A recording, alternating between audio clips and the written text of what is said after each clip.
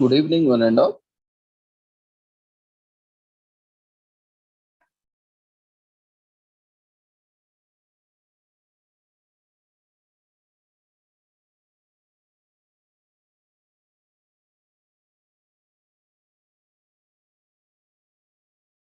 We warmly welcome you all to the International Conference on Social Work, Sciences, Respecting Diversity, Inclusion, Social Action, and Sustainable Development 2023.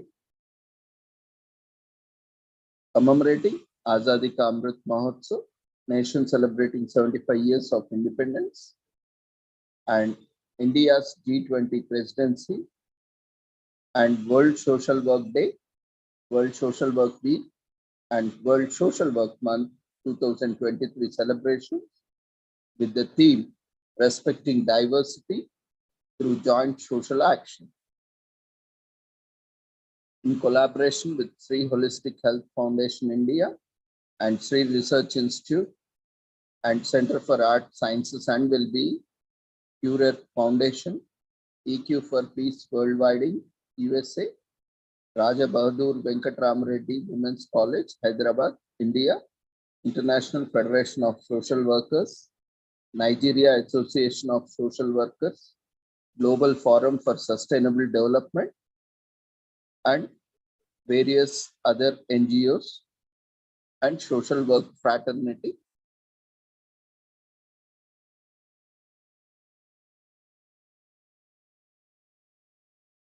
So once again, we extend our warm welcome to each one of you.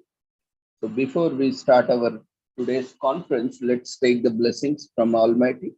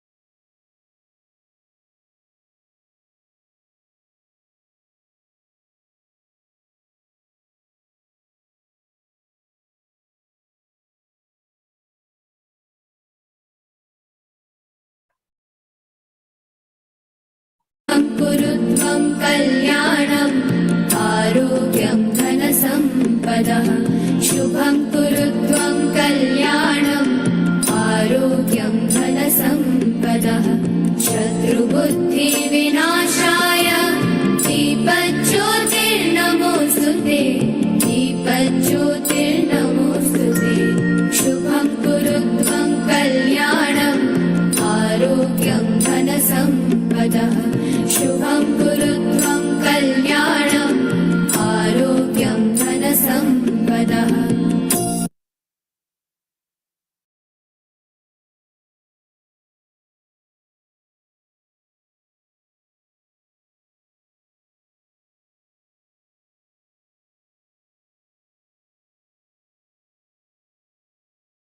With the blessings of Almighty, we shall continue with today's proceedings.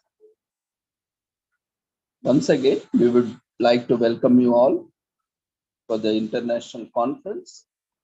So before we start our inaugural session, let's briefly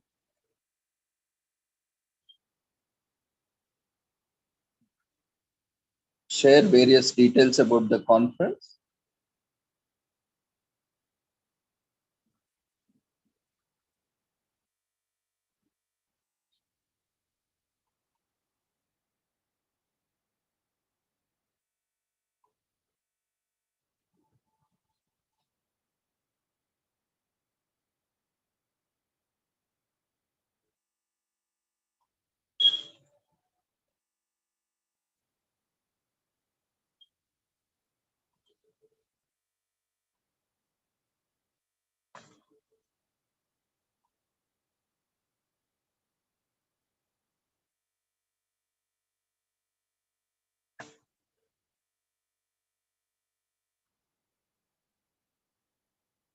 Once again, we welcome you all to the International Conference on Social Work, Sciences, Respecting Diversity, Inclusion, Social Action and Sustainable Development 2023, which is being conducted both online, offline, in a hybrid mode, which is an interdisciplinary, multidisciplinary, multicultural, and multilingual international conference for 10 days, starting from today, that is Saturday, March 18, 2023, till Monday, March 2023, 27.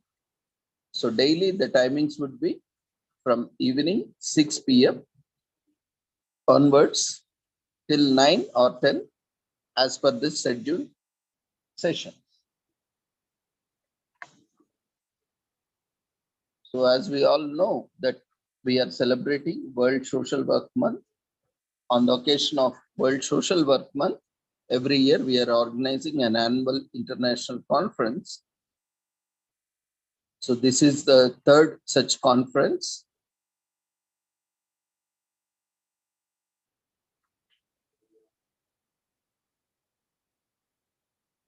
To facilitate free paper presentations, participation, publication, and also collaboration and various nominations for awards, we have facilitated different dedicated registration forms for each of the criteria for the registration of the participants, presenters, nominees, and collaborators.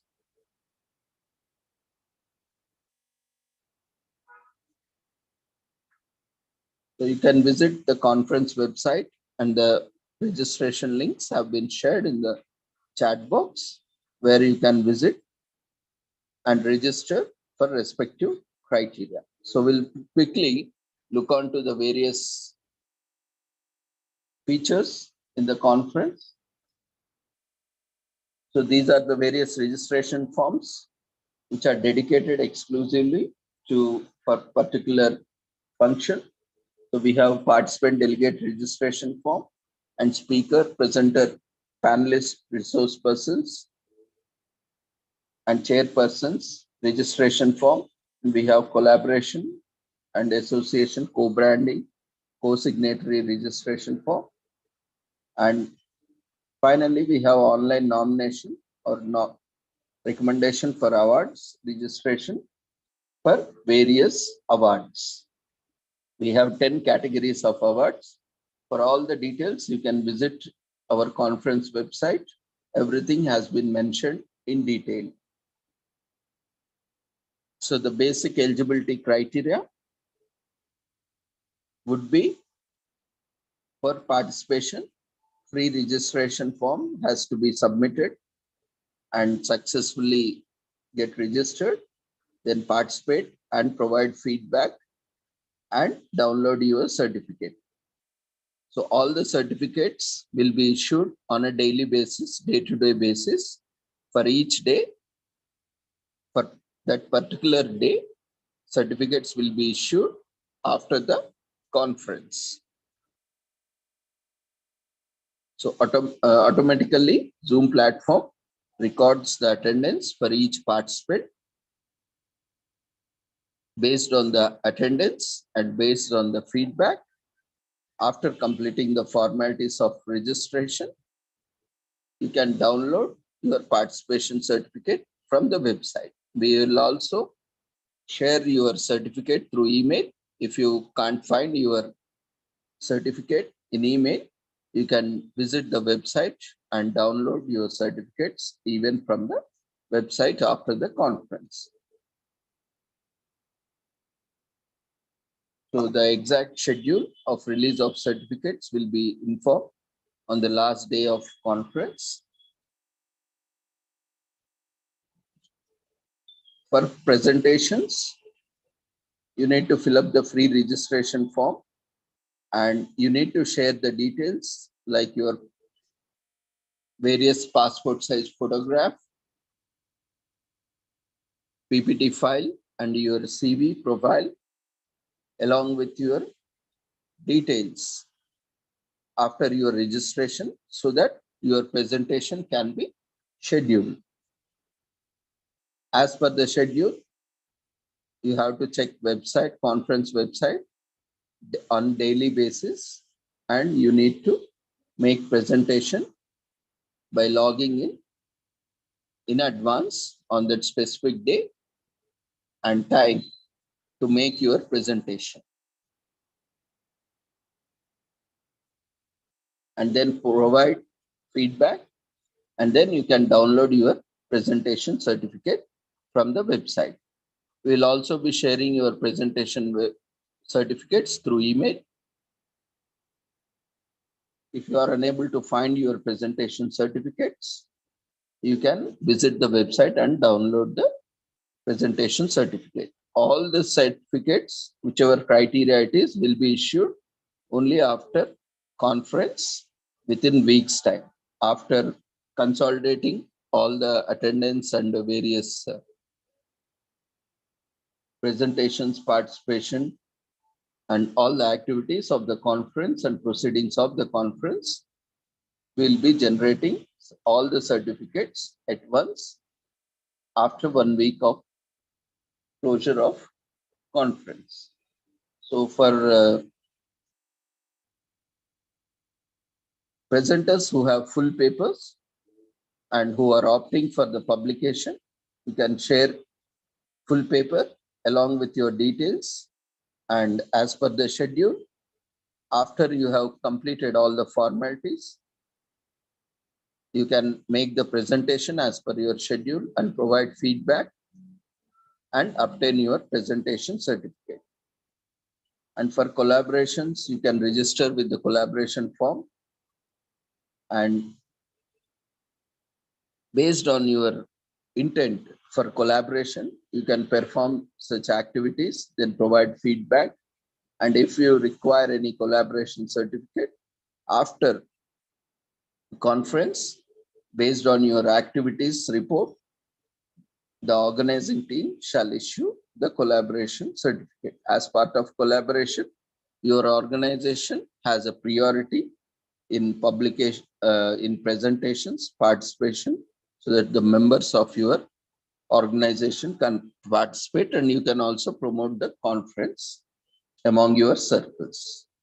And for free nomination, for registration of various categories of awards, you need to complete the online nomination registration, then share your details and files.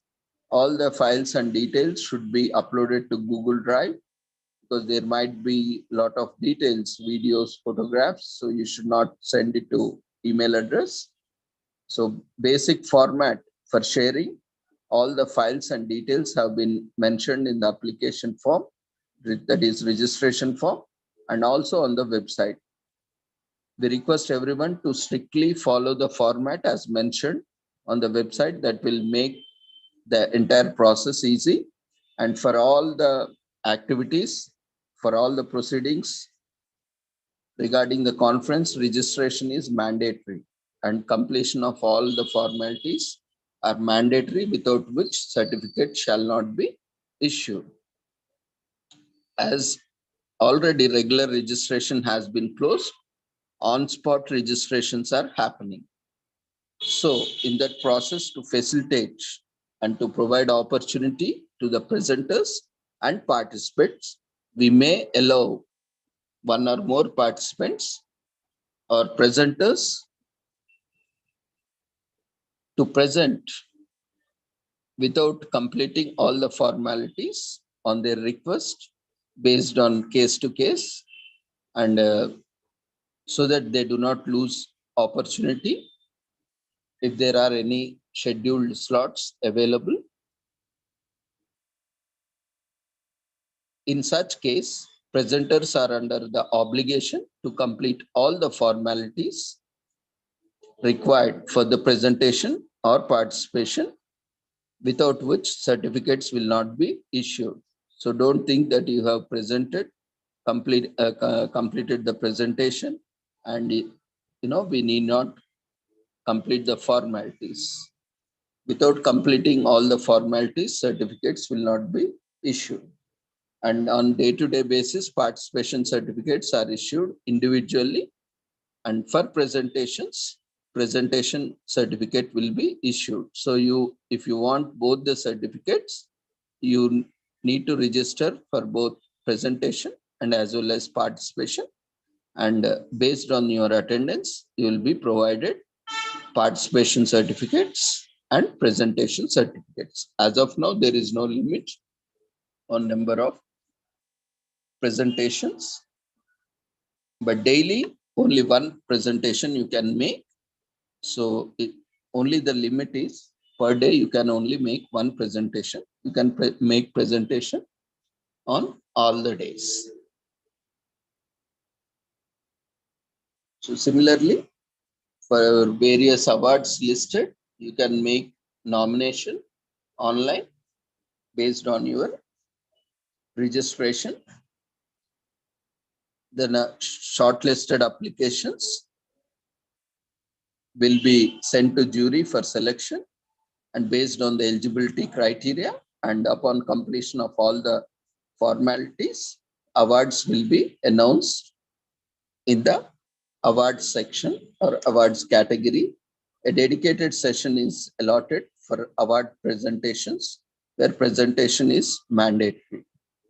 So we will resume this after sessions as we are moving towards inaugural of the conference with the inaugural speech.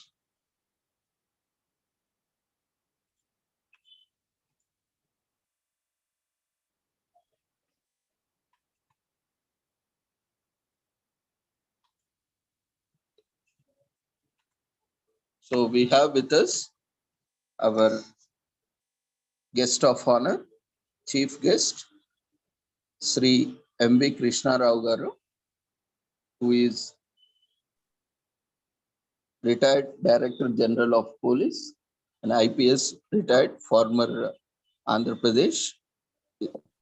And he is also a great mentor and guru for all of us. And he has been guiding various scholars, students, and also professionals in their careers. And we are very fortunate to have you, sir, among us. And sir is also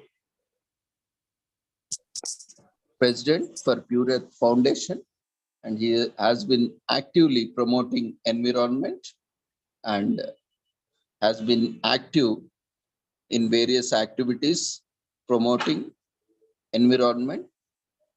We welcome you, sir, for this international conference, and we are happy and we thank you on behalf of the organizing team to be part of this conference. And we once again thank you for your valuable time and accepting our invitation and joining us and making us more fortunate with your presence and your valuable message. Over to you, sir. Krishna Rao Garu. Thank you, Dr. Ravindra Garu. I'm very happy to share a few thoughts with all those who are participating in this seminar. But before I commence, I must confess that I have no special qualifications to speak on either the presidency of the Group of 20 by India or the environment. My own background has been mathematics, physics, and chemistry. And I studied very long ago. I graduated way back in 1970. That's half a century, a little more than half a century. 52 years to be precise. However, after my retirement, I became passionate about the environment primarily because the kind of environment that I enjoyed in my childhood in Hyderabad and elsewhere is no longer available. And that has caused a lot of concern to me.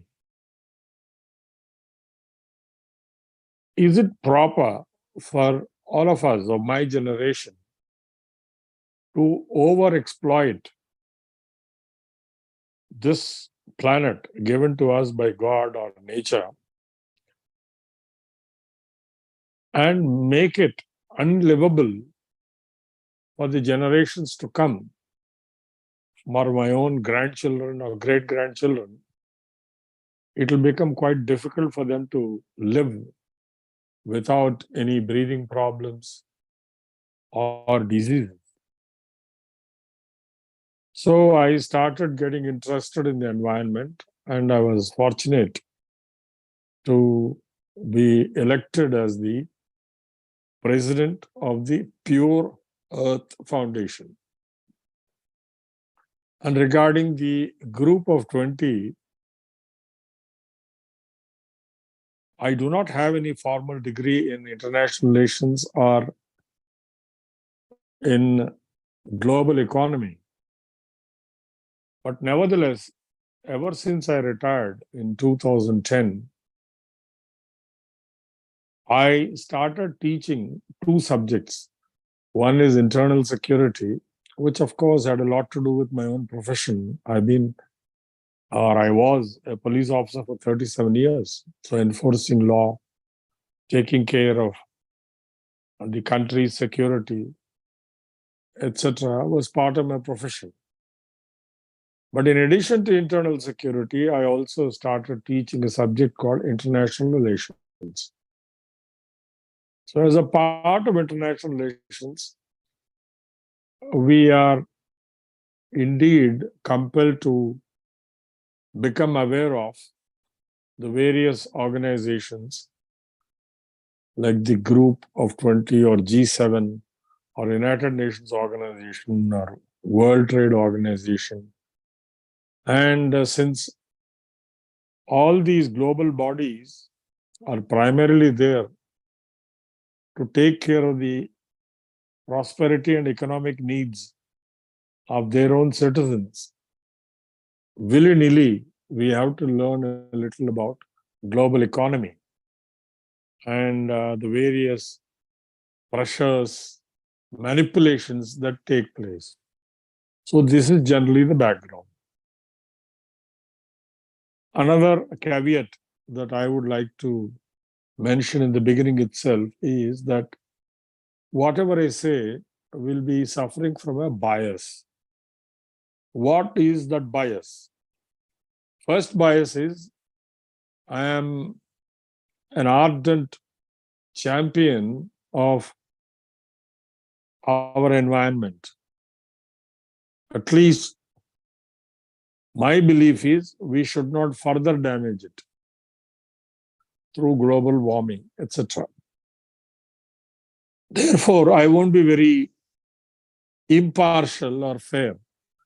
I will be partial. I'll be pro-environment because I do believe that if we do not act now, in 2023 at least, it will be too late. And we will all be doomed. More importantly, the future generations will be doomed. So that is the first one, that I am a biased person. And regarding even this India's G20 presidency, I have a bias because India is still a developing country. Though it is indeed the third largest economy, if you take into consideration what is called GDP by a method called PPP, purchasing power parity, or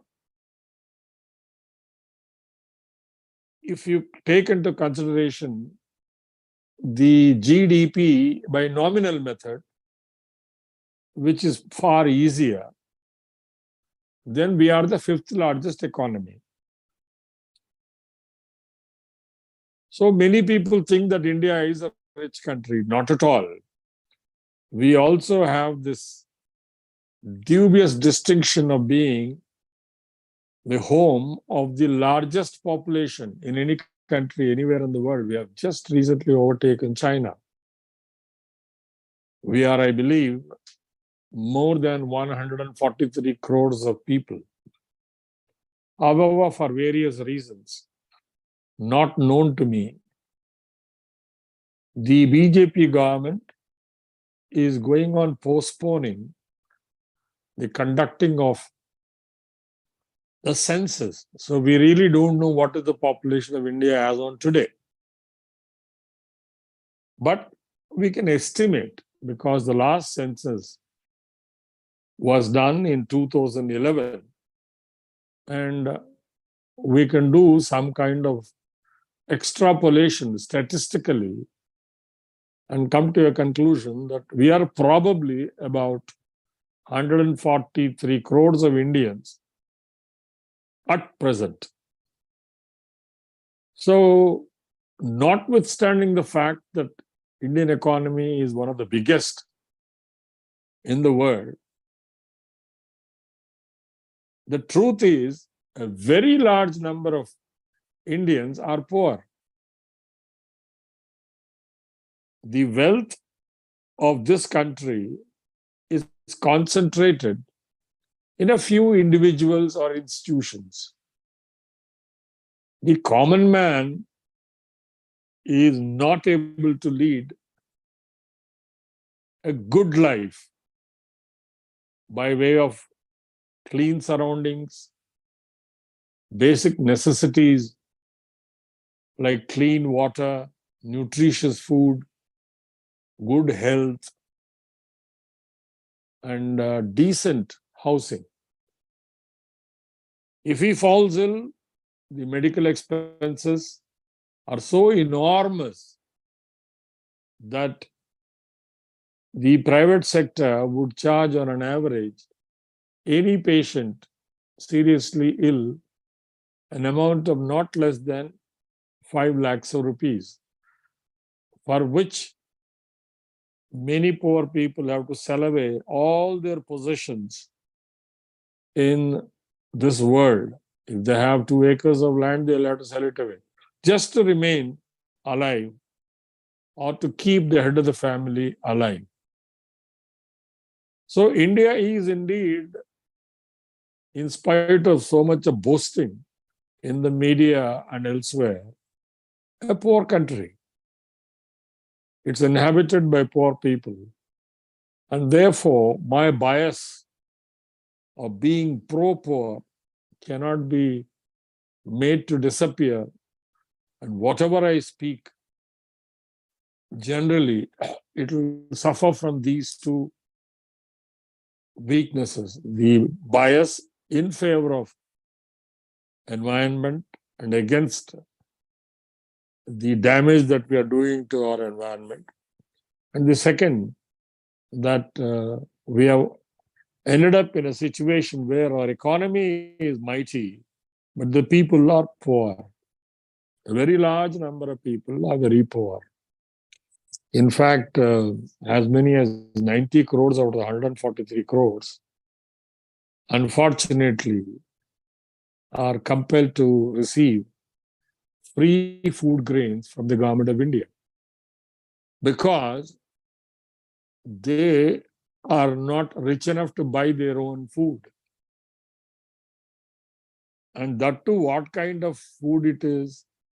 It is nothing but pure carbohydrates, lacking in all micronutrients, not at all good for health, double polished white rice or wheat. This is what most of the poor people consume. And therefore, their health gets deteriorated. They become generally either pre-diabetic or indeed regular diabetic patients, type 2. At this stage, I pause and want to get a feedback from Dr. Ravindra whether I am audible and whether my words are comprehensible. Am I speaking too slow or too fast? Is my connectivity okay? Am I visible enough? So I now wait for Dr. Ravindra to give me answers to these questions. Sir, you are perfectly audible, sir. And the pace is also quite normal, and we are able to perfectly comprehend the message. Please continue, sir. Thank you. Thank you. I have been asked to speak for almost an hour. Not necessary indeed, unless there are some questions. But I will just make a few bullet points. The first point is that, as most of you know, this universe is so large, so big, that it is impossible for us to comprehend our own place. Our own place meaning the entire 7 billion population on this planet Earth are very insignificant. If you look into the way nature or God has created this universe, what we take great pride as a huge planet, that is our Mother Earth, when you compare it with other, either you say planets or stars or constellations, whatever it is, we are very insignificant. The universe is so large. The Earth is indeed quite small when compared to the Sun. The Sun is indeed a star, but not a very big star, a small star. In addition to the Sun, there are millions of stars. And these stars are grouped together into what are called galaxies. Our solar system, our planets, and several others are grouped together under a galaxy called Milky Way. In this Milky Way, planet Earth is very, very small. But in this entire universe, this particular galaxy called Milky Way is indeed very small. So that being the case, we have to become fully aware and conscious of how very small our planet is, and in that planet, how very small we are. Out of 700 crores of people, 143 are Indians, the largest chunk, occupying physically an area of 32 lakh square kilometers. There are many countries which are larger than us, but with much less population. So we have to make sure that our actions are such that we do not disturb this equilibrium, the equilibrium of our Mother Earth in this huge universe. But by a strange act of God, out of these very large number of bodies, heavenly bodies, planets, stars, galaxies, only one small little planet called Earth has life. No other planet or star or galaxy has any life. It does not have either human beings or animals or plants or even insects. So by some coincidence or by a strange blessing of God or nature, our Mother Earth was able to sustain life like that of all of us, but with a rider, with a stipulation that you have to share this earth with other forms of life. That is, you have no monopoly. You cannot deprive this earth of the other living creatures or residents. We have no right to kill all the animals. We have no right to cause the disappearance of all plants, trees, fish, insects, etc.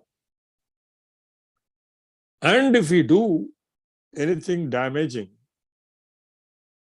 to this ecosystem, this system, this biosystem, then we have to pay a price. And that is what we are doing now. In the last 200 years, we have, due to what is commonly called industrialization, ruined our environment. We have contributed to global warming. When compared to the average temperature of our environment or Earth 200 years ago, at present we are already 2 degrees hotter rather. 2 degrees, many people say, like Donald Trump, hardly matters, but that's because of ignorance. 2 degrees Celsius is indeed a huge rise in temperature. We can already see the consequences. When we inherited this earth, let us say our great forefathers, say 5,000 years ago, when the Egyptian civilization just then started, about 1/4 of this earth was land and 3/4 was water. And in that water, among all the seas and oceans, a fairly large portion, especially near the North Pole and the South Pole, were blocks of ice, huge blocks of ice, mountains and mountains of ice. As you all know, in physics, the density of water is 1, and that of ice is a little less than 1. Therefore, when 1 kilogram of ice melts, it occupies a little more than 1 liter of space. As a consequence of this global warming, these 2 degrees of Celsius increase in the average temperature, most of the ice in the North Pole and South Pole and Himalayas have already started melting. Now, what happens when these huge mountains of ice melt? Because of gravity, they will remain on Earth. They won't go away into outer space. So in the Earth, they will naturally flow towards the lower parts, and that is the sea. So when all the huge mountains of ice melt, they were hitherto occupying a certain space, let us say X. But by melting, they require an additional extra space called delta X. So what was occupying a volume of X now has become X plus delta X. And this additional volume has to be found only in the sea. So when extra water comes into the sea on account of the melting of snowy mountains, especially in the North Pole and South Pole and the Himalayan snow-capped mountains, the level of the sea rises.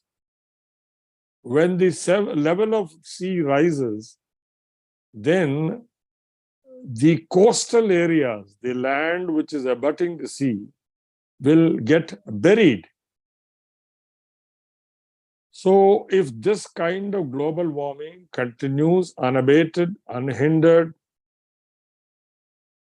then the danger is, for example, in India, our coastal cities like Mumbai, Chennai, Visakhapatnam, Cochin, Calcutta or Kolkata, they will all disappear.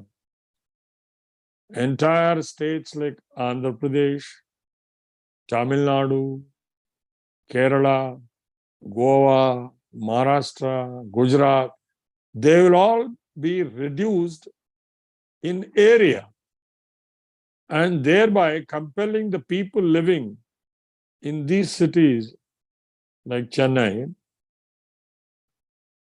Visakhapatnam, Cochin, Mumbai, to move inwards, because the Deccan Plateau or the North Indian plains are a little higher than the sea level. That would lead to very thick population, congestion in areas like the Deccan Plateau. For example, if Visakhapatnam gets submerged underwater, Nellore gets submerged, and many other coastal areas get submerged, they have no place to live. So they'll come to Telangana, they'll come to Hyderabad, because this is 1,756 feet above sea level. The probability of Hyderabad getting submerged by sea is very, very remote. It won't happen. But the probability of either Visakhapatnam or Chennai or Mumbai getting submerged under sea is very real. It will probably happen in about 10 to 15 years if we don't take any action to prevent the global warming, to decrease the emission of greenhouse gases. This is the first thing we have to remember. Having said that, I will now make a statement. This statement is to tell you about the conflict between environment and economy. So I quote, this is what I read somewhere, so I'm quoting. If you really think the environment is less important than the economy, try holding your breath while you count your money, your cash. Unquote. The meaning of this is, all of us indeed believe that for us, it is important, more important, to earn money through employment, through business, whatever it is. And the avenues for making money is possible only when the economy grows. We take great pride that India, in spite of the pandemic, is the only country, only major economy, which is still growing above 5%. All the other economies are hardly growing. Some countries, like US economy, is growing at 1%. Even China has slowed down. We take great pride. But we are not remembering that the entire global economy is growing at the cost of the environment. We are damaging the environment. How we are damaging the environment, I'll come later. So this is indeed the dichotomy, the conflict that exists. And it is about time we resolve this conflict. We have to give, if you agree with me, more importance to environment and less importance to economy. Because all the money that you get, supposing I'm currently getting a pension of about 1,15,000 rupees. Supposing it becomes 5 lakhs. That's a hell of a lot of money. But along with that 5 lakhs of pension, I will have to breathe a very, very polluted air. I'll have to every day suffer from breathing problems, infection of the lungs, congestion of the lungs, and several diseases. I cannot even climb steps. I cannot even take a walk. I cannot even eat what I want to eat. Then what for is this money? Therefore, I would rather be content with my 1,15,000 rupees of monthly pension and breathe clean air and drink clean water and bathe in clean water and have my lungs healthy. So this is a conflict. Very large number of the citizens of the world, especially politicians, because of their short-sightedness, they really think that industrialization, manufacturing, raising the avenues for making money, make the economy grow, is indeed far more important than bothering about the environment in which we live. Hardly any nation other than maybe a country like Bhutan bothers about environment. Everybody is in the rat race of making money through more and more polluting industries, shortcuts, etc. So this is regarding the environment and its importance, especially for the future generations. Now I'll talk about India's G20 presidency. G20 or Group of 20 is an intergovernmental forum comprising 19 countries and the European Union. The European Union itself is a group of countries, 27 countries now, but that is treated as one member of this G20. In addition to that, there are 19 countries. Why was it created? It came to be created mainly to address major issues related to global economy, such as international financial stability. Now we have this problem for the last 10 days of the banks collapsing. The first bank to collapse was a fairly biggish bank called Silicon Valley Bank. That collapsed completely. Then 2 other banks, also situated in the United States of America, collapsed. Surprisingly, a very big bank, bigger than even our State Bank of India, Credit Suisse.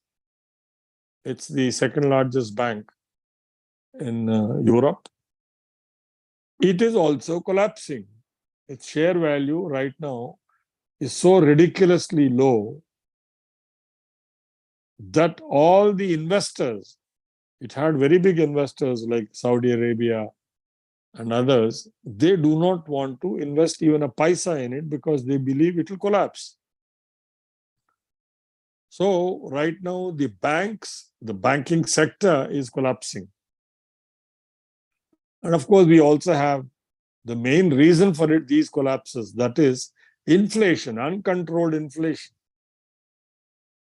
Entire world is suffering from inflation. Even in India, most of you must have realized that till 2 years ago, 1 dozen bananas, dozen means 12 bananas, were about 30 rupees. Today, it is 80 rupees. 1 egg is 6 rupees and 50 paise. Everything is becoming costlier and costlier. It is not as though India alone is having this problem of inflation. USA has a bigger inflation problem. There, everything is so costly when compared to what it was 2-3 years ago. So definitely, the international financial stability is being threatened either by inflation or by the collapse of institutions like the banks.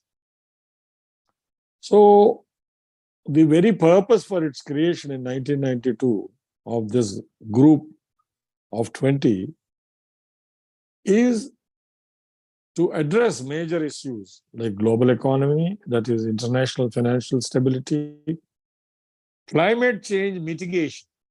I already spoke at great length about this climate change.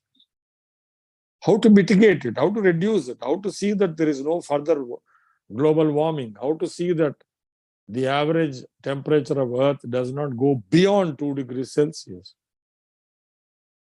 And the third important issue that it is supposed to, G20 is supposed to address is sustainable development. Now, what is sustainable development? Certainly, we need economies to grow. We need more and more wealth generation, but in such a way that it does not rob us, deprive us of what nature has given, like oxygen, like greenery, like carbon sinks. Nature itself has given huge reservoirs of carbon dioxide sequestration mechanisms. They absorb. If that mechanism, sequestration mechanism, is interfered with or damaged, then the percentage of carbon dioxide and other greenhouse gases in our atmosphere will increase, and that will lead to the perishing of life. Initially, it may be just a few birds like sparrows or maybe something else, but eventually human beings themselves will disappear if we do not take up sustainable development seriously. So the purpose for which G20 has been created was to address issues of global related to global economy, especially international financial stability, climate change mitigation, and sustainable development. These are the most important issues that have been troubling the entire world. All the 193 countries are troubled, but not all the 193 countries are members of the G20. They are members of the United Nations Organization. The African Union has 54 countries. The European Union has 27 countries. But this G20 has only 20 countries. Why these 20 have been selected, I'll mention a little later. Why these G20 countries have been grouped to address these serious issues, the 3 serious issues. So the purpose is indeed to bring together systemically important industrialized and developing economies. So systemically, that means, for example, if US economy collapses or Chinese economy collapses, then because they're systemically so important that the world economy itself will collapse. For example, the largest manufacturing of various items required by all the countries in the world takes place in China. And when China, due to the pandemic, COVID-19, had shut down some of its factories, even countries like India had to suffer the what are called supply chain constraints. India is the largest producer of drugs, bulk drugs, generic drugs. But the most important ingredient is called API, active pharmaceutical ingredient. That is not made in India, that is imported from China. So all these laboratories, in fact, the world's largest number of bulk drugs are manufactured in Telangana, that too in Hyderabad. Whether it is Reddy Laboratories or Aurobindo, there are so many of them. These all produce bulk drugs by importing the active pharmaceutical ingredient, API, from China.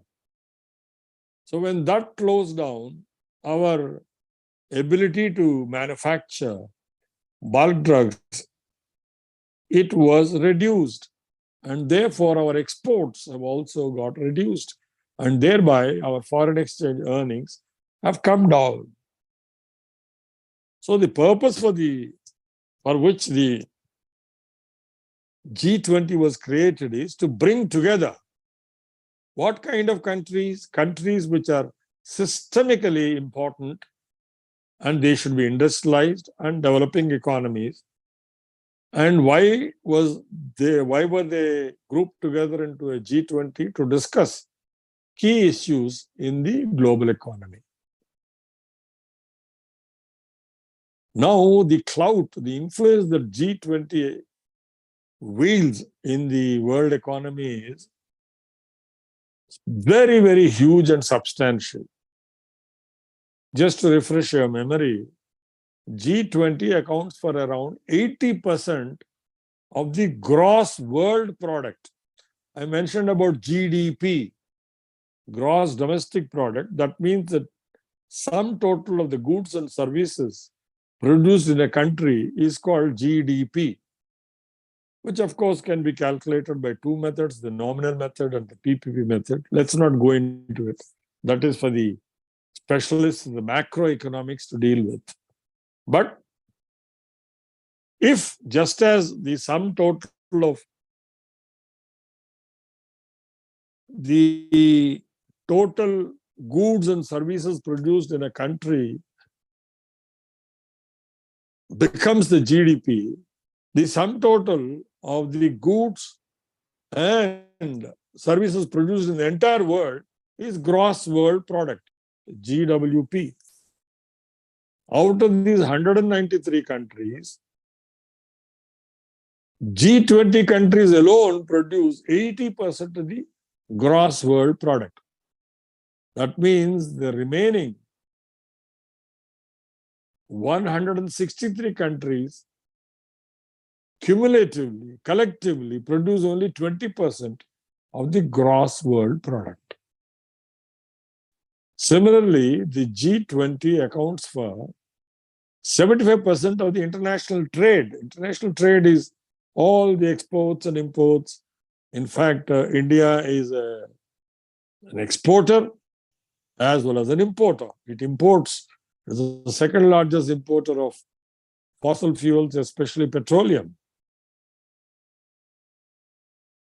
We also export. We are a major exporter of information technology services. So the quantum of international trade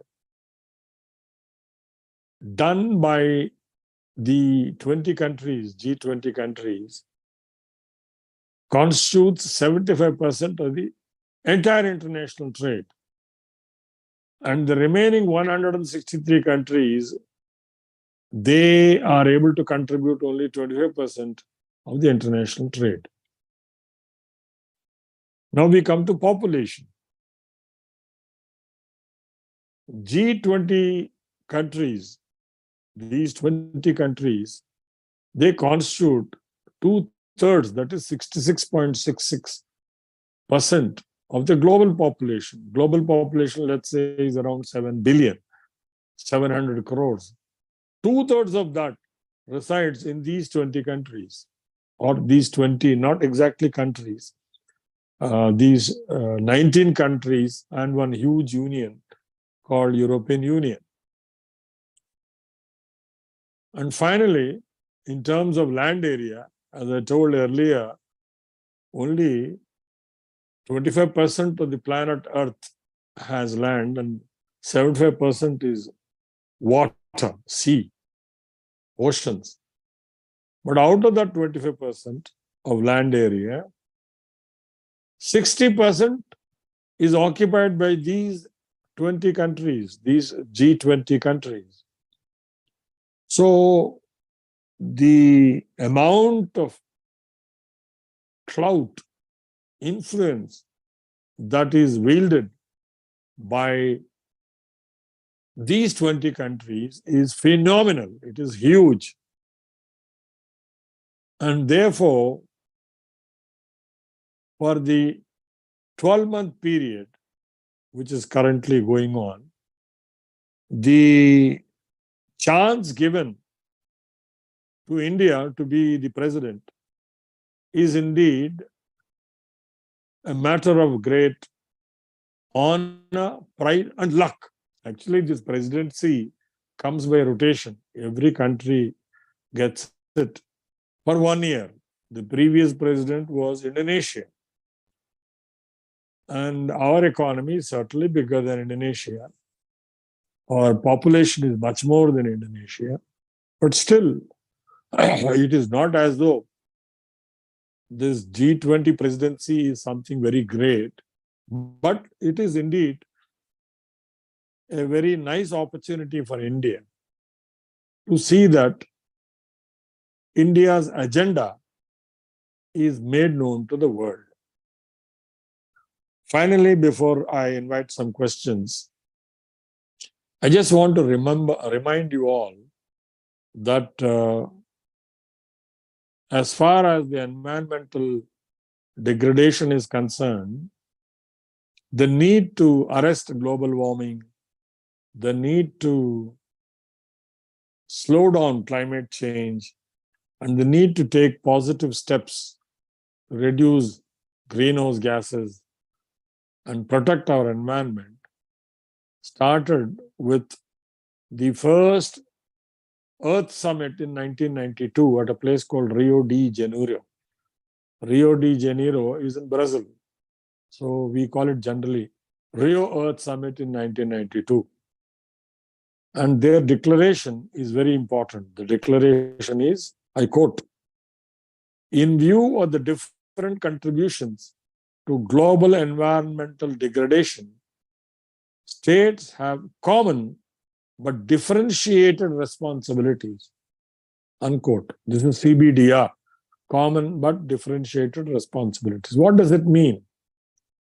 It means that the contributions made by countries like European countries, USA, etc., highly industrialized for the last 200 years, in adding to the environmental degradation or global warming or higher emissions of greenhouse gases, is much more than the recently industrialized countries like India or China or many other countries which are still developing.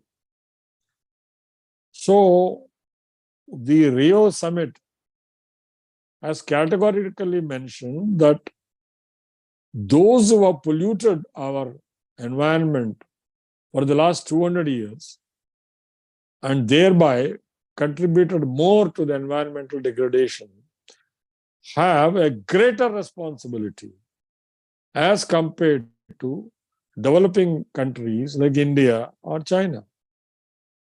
So this is that famous phrase, common but differentiated responsibilities.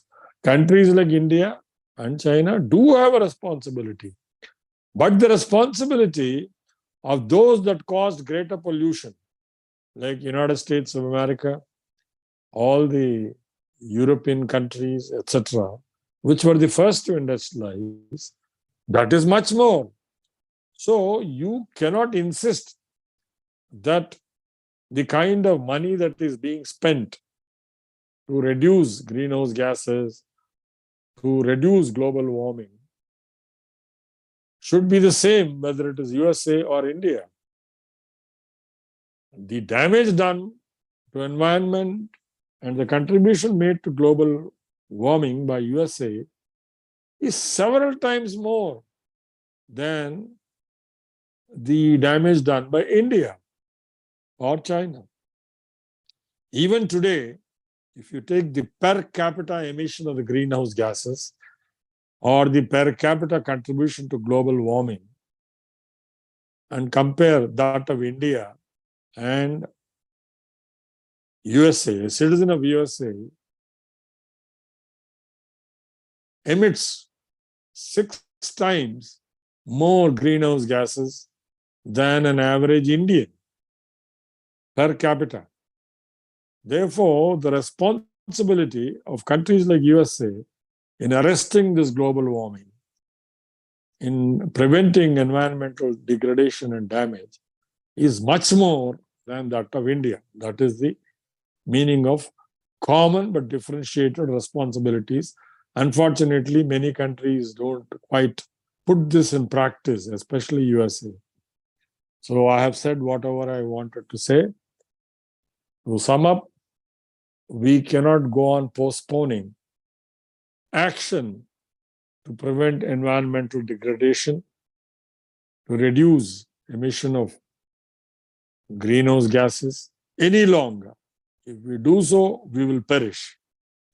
And this is the right time when India is the president of the G20 to ensure that we take right steps in not only ensuring international financial stability, but also in climate change mitigation and strive towards sustainable development. I stop here. I think still there are about 6 or 7 minutes. If Dr. Ravindra permits, we can take a question or two.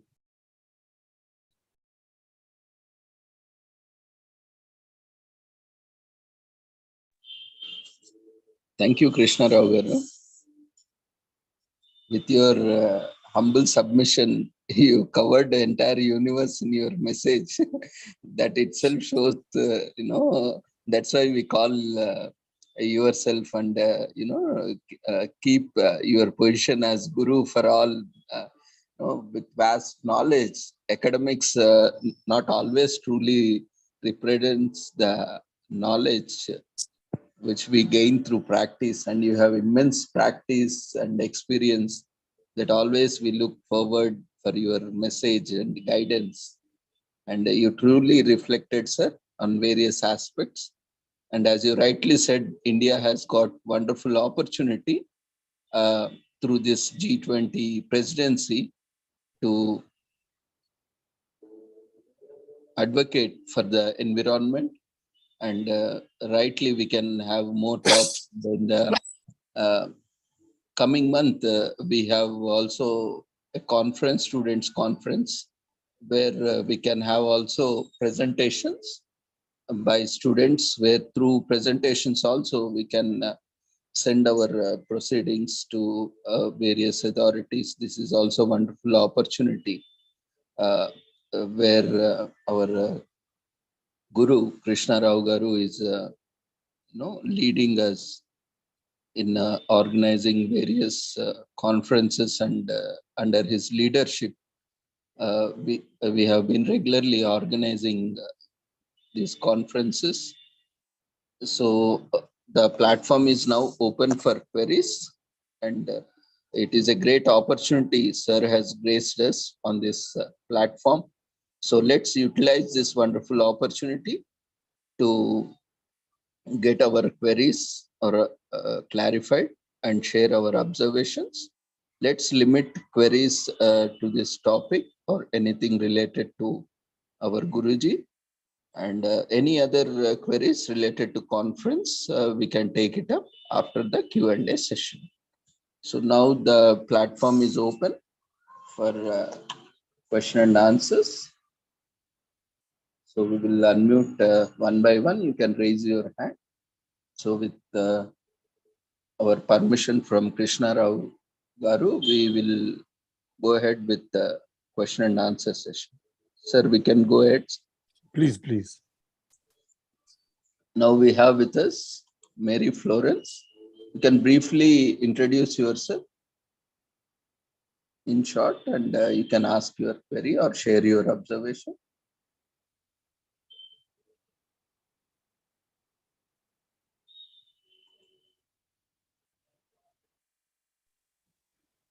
Professor Dayanandi.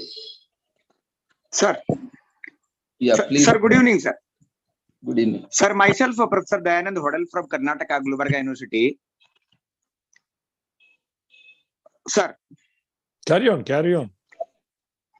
Sir, is it possible to experience the keeping environmental friendly and keeping all the resources usable for the future, and economic development is possible, sir, without spoiling the resources which is available in the economy? Because as you are addressing, in the name of economic development, we are spoiling the natural resources. Sir, I wanted to clarify from your side, sir. Yeah, actually, it is possible. In fact, there is a big movement all over the world led by India itself. Yes, Fossil fuels we have to replace with renewable energy, and we are, in fact, we are leading in the entire world in the renewable energy sources, especially in solar energy. But we are also in another 10 years, we will become pioneers in what is called green hydrogen. Green hydrogen is not a fossil fuel. This green hydrogen comes from water. Water is plenty. 3/4 of the earth is water. And therefore, if we can break that water through electrolysis, then we get both oxygen and hydrogen. Since hydrogen is a very good fuel, very high quality fuel, much superior in calorific value when compared to either petrol or diesel or kerosene or LPG or natural gas, it is a very good substitute. However, green hydrogen by definition means that not only you will get it from water by electrolysis, but also that the electricity that you use cannot be generated by burning coal or by burning natural gas or anything like that. It has to be by a renewable energy. And that is how green hydrogen has to be produced. So once we all shift to green energy in the years to come, the danger that has been posed for the last 100 years by fossil fuels, that will be reduced. In fact, most of the vehicular movement will shift from petrol, diesel, etc., natural gas, LNG, CNG, etc., to green hydrogen. But we are not quite there. It will take at least another 10 years. Yes, sir. Thank you, sir. Thank you very much for your kind consideration.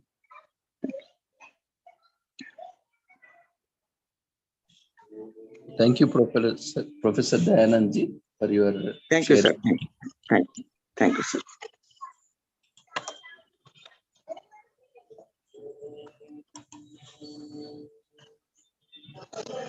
Mary ma'am, you can unmute yourself. Good evening, sir. I'm Mary Florence from Bangalore, and I thank the opportunity to Ravindra sir and Sri Holistic Health Foundation for giving me an opportunity. My opinions are here. It's a lot of takeaway for me, sir. Since I'm not from science background, I learned lot of information. It's a lot of takeaway, and more I learned from this, and I jotted down lot of points, sir. It's an incredible session, sir. All the best, sir. Thank you. Thank you. God bless you. God bless you.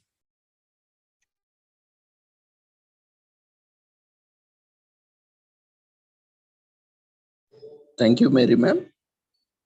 And we have Abdul Rage. You can unmute yourself.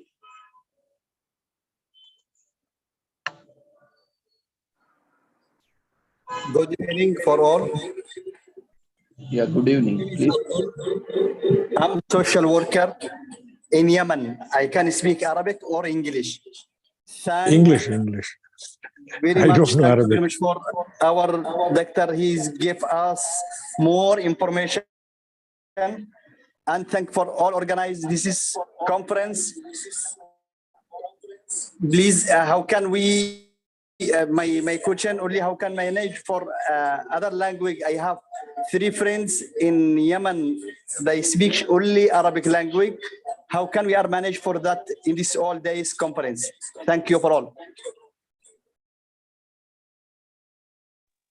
I think Dr. Ravindra, you can respond later. Yeah, thank you Translation. for your observation. Actually, we have captioning in Zoom platform where you can enable captioning, and we have almost enabled all the foreign languages. So you can enable captioning in your language for the participants who are attending internationally. So you can get the captions in your own language, whether it may be Arabic or any international language, whichever is being supported by the Zoom platform. So that is with specific to translation. And if you are asking for presentations, yes, to promote national, the new education policy, we have been promoting mother language or native language presentations. So you can make your presentation in your native language accompanied with the English language transcript or translation so that the participants can understand. So hope that is clear. And if you have any query with respect to the session, you can ask. Abdulji, hope it is answered.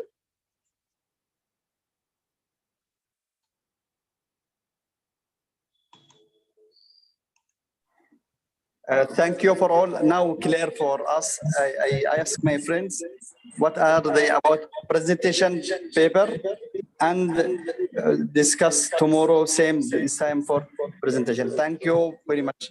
We are need same this conference. We are all facing different problems. What is the new skills needs? We are social workers in different countries because today in the world all of the countries same village. We need more information and more skills. Thank you again for all.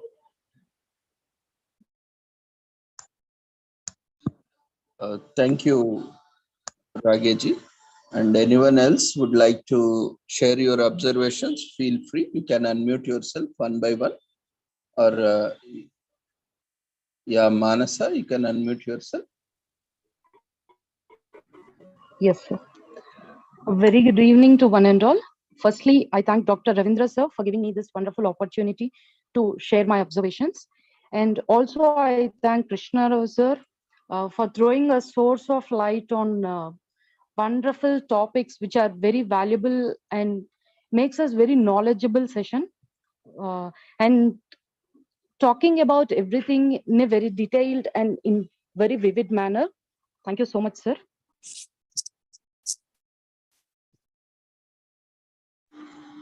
Thank you, Manasa. And Jagneet Kaur, you can unmute yourself.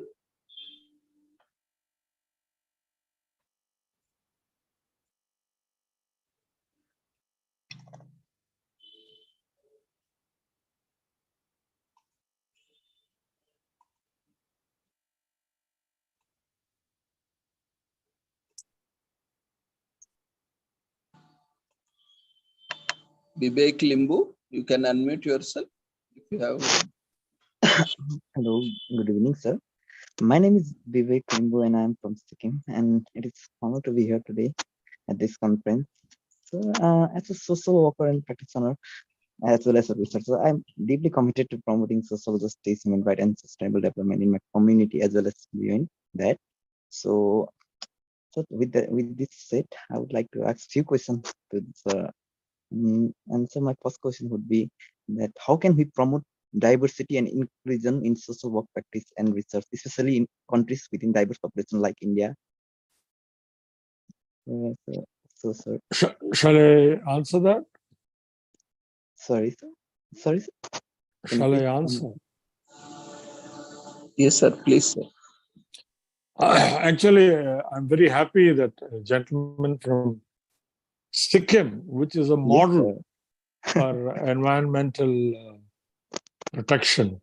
In fact, they have banned plastic and they grow only organic crops.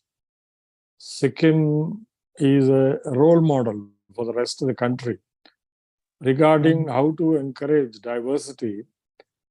It is a slow process. Number one is that literacy leads to awareness about other parts of India and other parts of world. In these days of social media and internet availability, once you have that curiosity to know about Sikkim, for example, most of the Indians do not know that Sikkim was not part of India till 1975. It became a part of India in 1975. And still, it has overtaken so many other states, especially in human development indices, especially in the realm of environment. It is a leading star. And of course, Sikkim itself is a very diverse society. They have three important ethnicities, though there is a suspicion among many that the Nepalis dominate. But there are Lepchas and there are Bhutias. But it is a harmonious kind of a society. So similarly, with all its diversity, there are 500 different languages spoken in India. We still are not denying the opportunity of each group to exist peacefully. And we have a large number of even official languages. They're all permitted. So it is a slow process. India is not actually a country, it's a continent. There is so much of diversity. But given an opportunity, curiosity will lead you to find out more and more about states like Sikkim, and if possible, visit Sikkim. Sikkim is a country where there is so much to see, and wherever you go, you will find Kanchenjunga visible.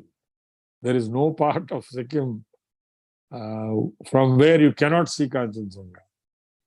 And it also has a very, very good and stable policy in agriculture as well as in environmental protection. Thank you. It's a great pleasure to have a participant from Sikkim.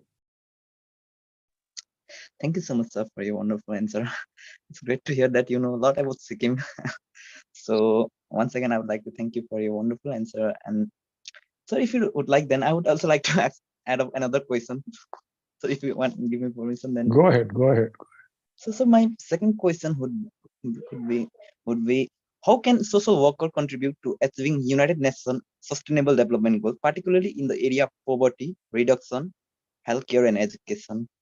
Would you like to add anything on this? Yeah, certainly they have great role. Social workers have a great role.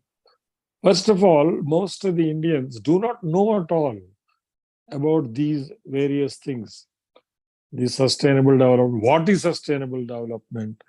How, by just throwing away a small little plastic bag in which you purchase some chips or potato chips or some chocolate, you throw it away. And that will take 500 years for degradation.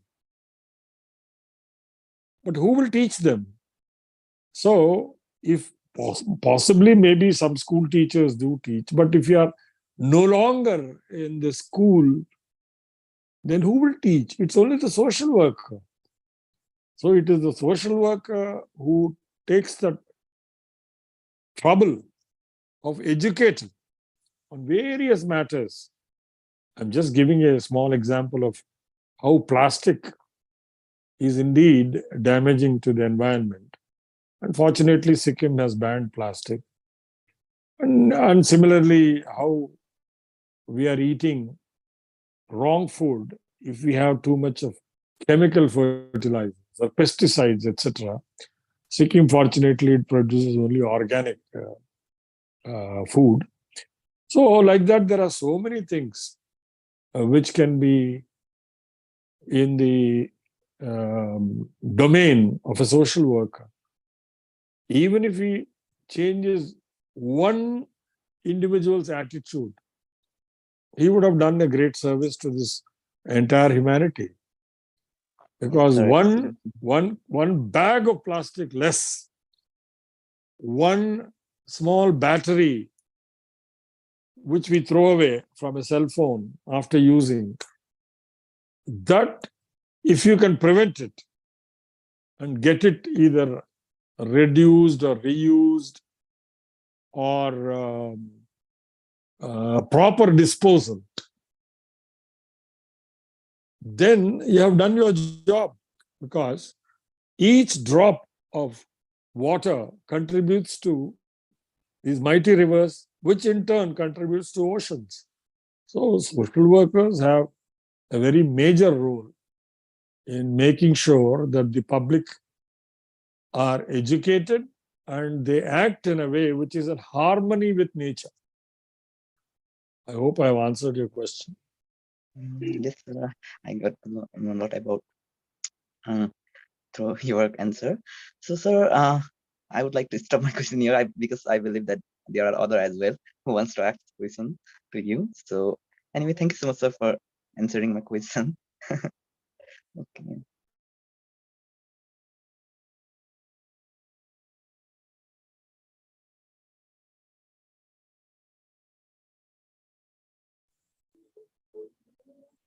Thank you for sharing your thoughts.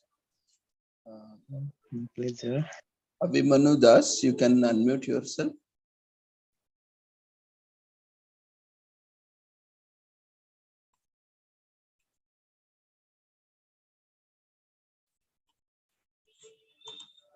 Okay, there is a message. I would read it. Dear friends, if you have any query, you can also unmute yourself.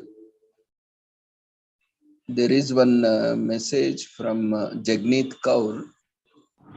Could you please enlighten us how we can change perspective and real meaning of sustainable development to money-making people?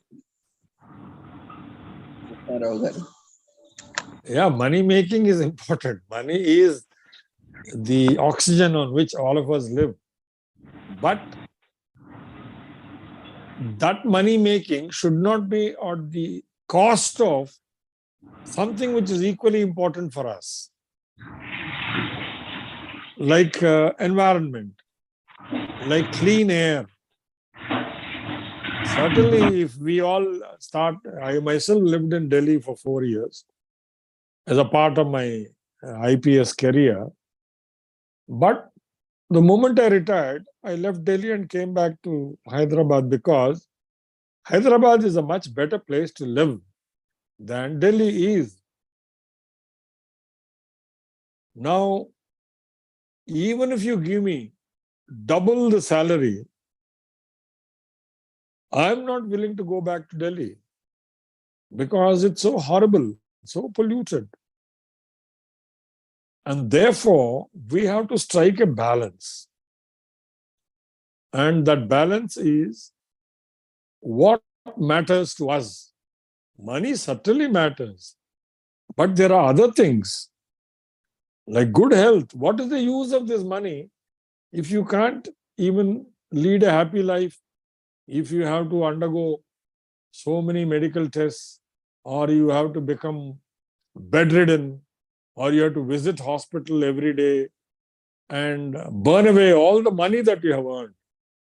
So we have to make sure that we do not only damage our own lives, but deprive the next 3-4 generations, our children, grandchildren, great-grandchildren.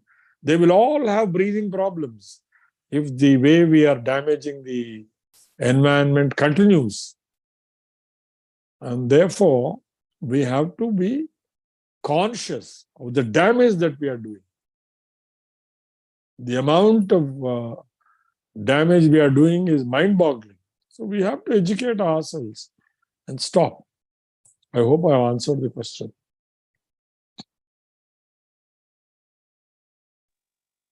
Thank you, sir.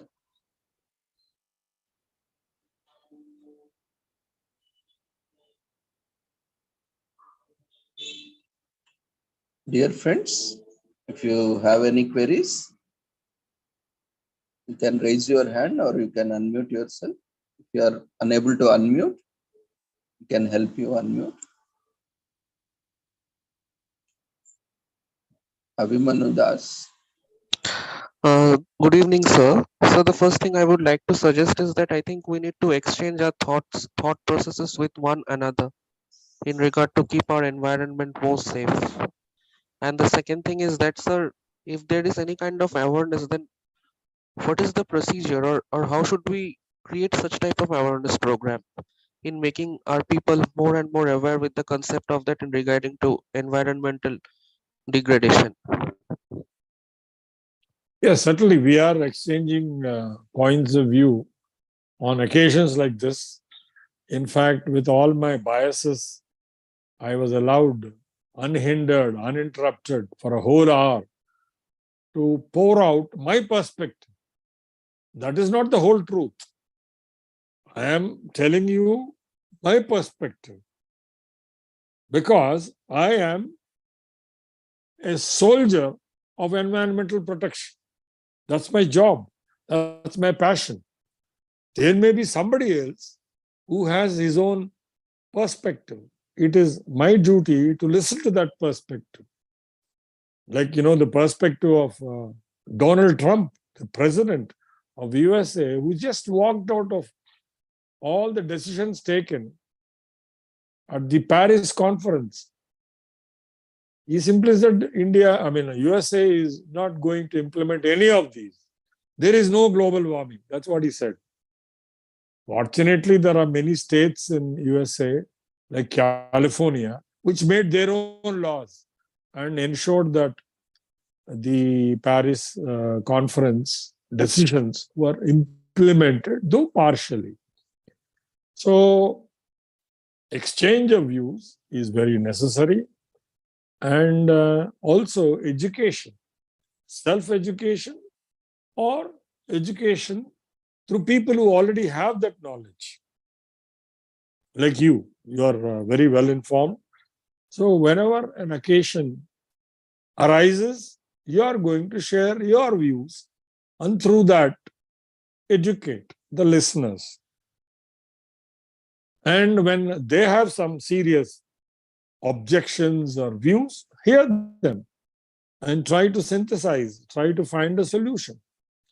Like this green hydrogen I was mentioning. See, India's point of view has always been that I mentioned about the common but differentiated responsibilities. We have become industrialized only recently, 75 years ago.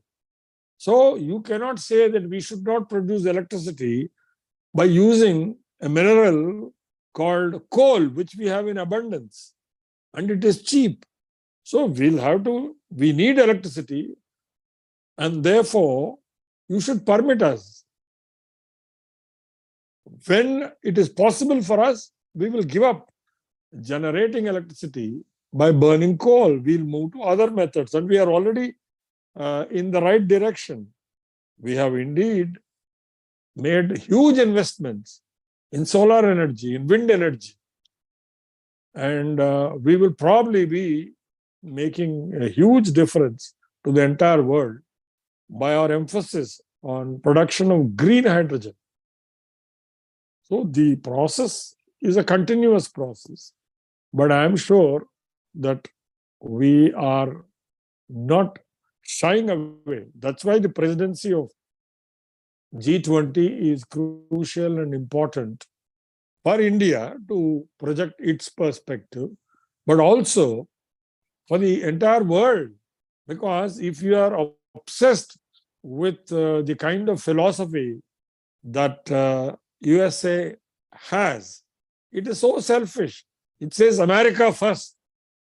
So we will not reduce any of our emission of greenhouse gases. You emit, you reduce, because you have greater population. Not realizing that per capita, their emission is 6 times that of Indians. So these are the different perspectives we exchange, and we, I hope, come to some kind of a compromise whereby we are not destroying the Mother Earth, the only planet available for us. We can't migrate.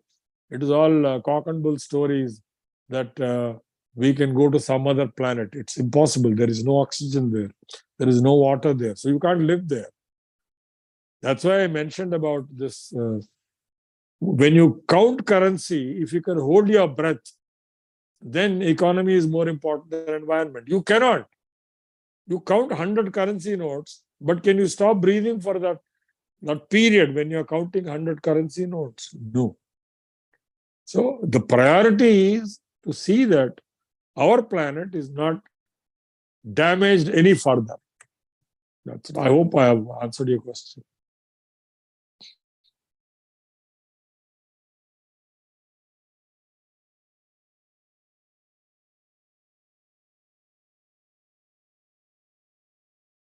Okay, sir. So one more question that I would like to ask, sir. As per the message that you had said, sir, that means, hello. Yes. So as per the message or as per the answers that you had given, sir, do you think that there should be a number of people like MC Mehta needs to come up and needs to protest against this environmental atrocities? As because we know that MC Mehta had filed a number of PIL cases also in regarding to this environmental degradation. What's your point of view, sir? No, that is also one good method. You see, each person will have to do what he's good at. Like, if he has access to legal mechanism, go to Supreme Court, fight, that is one method. Another method is, for example, Pure Earth Foundation, of which I am the president. We don't go to courts at all. We just go to schools and educate them. We go to colleges. We have so many colleges in Telangana, 642 engineering colleges alone, not to speak of others. So we go there, we share our views, answer questions, demystify the entire process, and make the students become aware that they should take charge of their planet. We are dead and gone. I'm 73 years old. I've had my share of fun. I'll die very shortly. But what about that young student? He or she will not die so soon. They will produce their children. They will have their grandchildren. Should they all be suffering from so many of these diseases, which are all caused due to environmental degradation, pollution, etc.? So there are many ways to the same goal. The goal is to reduce global warming, to go towards sustainable development, but the roads are many. So each person takes the road that is convenient to him. I have taken this road. Mehta Saab has taken that judicial litigation process. Somebody else will take some other road. You will take some other road to go to that goal. The goal is to reduce global warming, to protect our environment, and see that human life is not wiped out. Not human life, sorry. All life is not wiped out from Mother Earth. I hope I answered.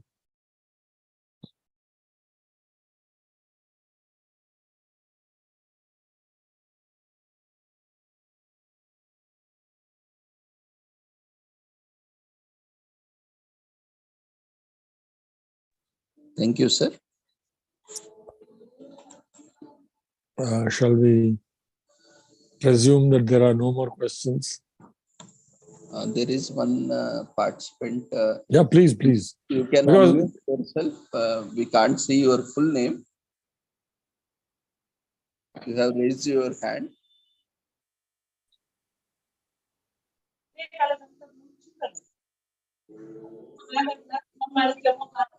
Galaxy A21, do you have any query?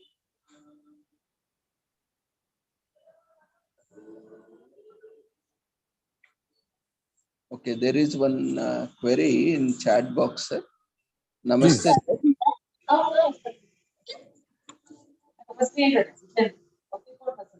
Galaxy 821, do you have any query? I think the chat box is easier to read. So in chat box, we have one message. Namaste, sir. You are saying very right. As you mentioned, our national capital, Delhi, is polluted. A few days ago, I was first time personally visited Delhi and I was not able to breathe properly. And due to lack of oxygen, my headache started and lack of oxygen made me sleepy. So during conference, I was slept. So visiting Delhi triggered me to work on carbon emission project on a Yamuna, also need to concern. So as an author, I decide to be aware people on global warming issue, and as a volunteer, we will plant more trees on our Mother Earth. Your message and approach make me more motivated to work very fast on my decided project. Thank you so much for your motivating words. From Very good. Aini Bansal. Bansal ji, go ahead. In fact, I'm happy that you already started. You're determined to plant more trees. Every tree gives us oxygen and it also absorbs, or that is what is meant by sequestration. It absorbs carbon dioxide. And therefore, it is very right on your part to have decided to go and make your own individual effort to see that the global warming is slowed down. Thank you, Bansalji. Thank you, sir. Any other participants willing to share your observations? Feel free so that we can quickly take. You can unmute yourself or share in chat box or raise your hand, whichever is comfortable to you.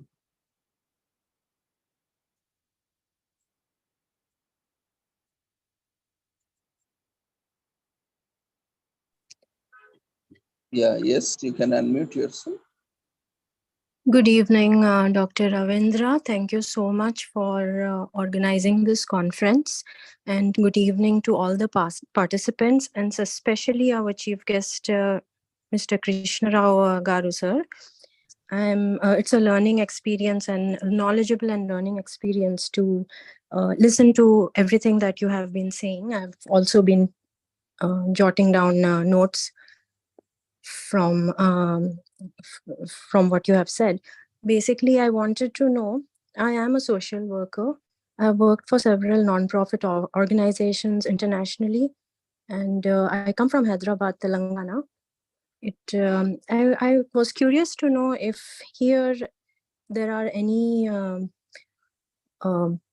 NGOs that are promoting the green hydrogen, or if there are any companies that are already working on this. As far as my limited knowledge on this topic goes, I think there are 3 or 4 national level companies which are already into it, like Larsen and Turbo and Reliance, if I'm not mistaken.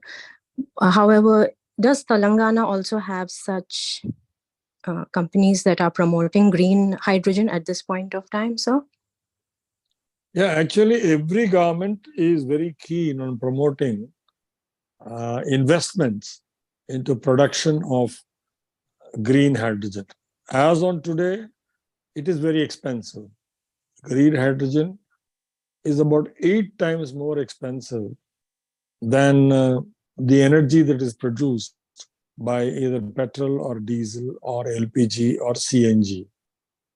But just to remind you, about 10 or 15 years ago, the cost of production of 1 megawatt of solar energy used to be about 15 crores. Today in 2023, because of the rapid spreading of technology and improvement in technology, especially in photovoltaic cells, the cost of setting up generating solar energy by PV cells, panels, is 2 crores per megawatt. Whereas a thermal power plant continues to require an investment of 8 crores of rupees per megawatt.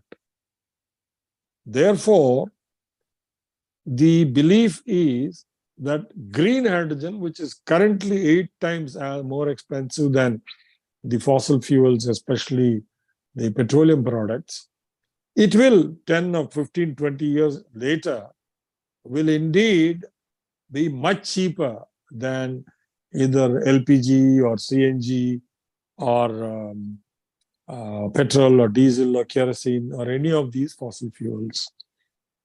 Every government is trying, but unfortunately, the definition of green hydrogen itself, it has 2 ingredients. One is production has to be from water through a process called electrolysis.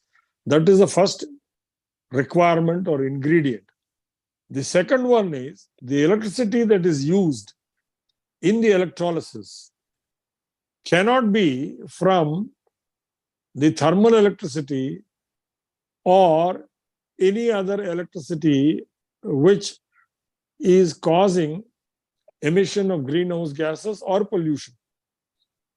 It has to be from a renewable source like either wind or solar. We do not have much of these tidal energies and all that. But as long as it is renewable energy, the energy that has been used for electrolysis, the electricity that has been used for electrolysis, is sourced out of a renewable source, then that hydrogen becomes green hydrogen. Other hydrogens, we already have gray hydrogens. We have every steel plant will use this gray hydrogen, but that's produced from coal itself. There is what is called destructive distillation of coal. Anyway, these are all technical matters. So right now, there are a few countries which are coming forward. In fact, there is a French company called Total, T-O-T-A-L, which wanted to collaborate with Adani. But after the Hindenburg report and certain exposures done on the malpractices indulged by Adani Group, they have gone back. But I'm sure, as you correctly said, the others will walk into that space. The future is indeed that of green hydrogen, and I'm sure every state, including Telangana, which is a very, very progressive state, they always encourage new kinds of doing business and methods of production of various fuels. True, true. So I'm Very sure right, sir. by the time maybe another 10 or 15 years, India will have reasonably, I would say, large quantity of green hydrogen. Thank you for answering that, sir.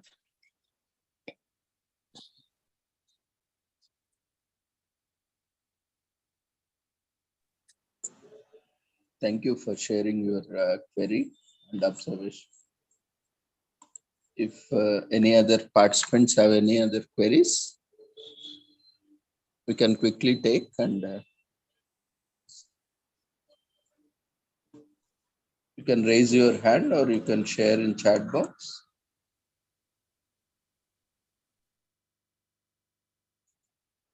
Yeah, Professor Dayanandji, you can unmute yourself if you have any query. Sir, my question is to Dr. Ravindra sir. Go ahead. Sir, are you providing participate certificate for all the participants so that it may help us to produce before the NAC team of our degree colleges? Yeah, sure. Have you registered for the conference? Yes, sir. I registered not as a delegate, but as a the resource person. It is clearly mentioned even in the registration form as well as on the website. We are providing participation certificates and all kind of certificate once you complete all the formalities and eligibility. So kindly go to the instructions on the website. Thank you, sir. Thank you. If any queries, we will take up at the end of all the sessions so that we shall utilize the speakers' time, valuable time, to get our concerns or observations, queries clarified.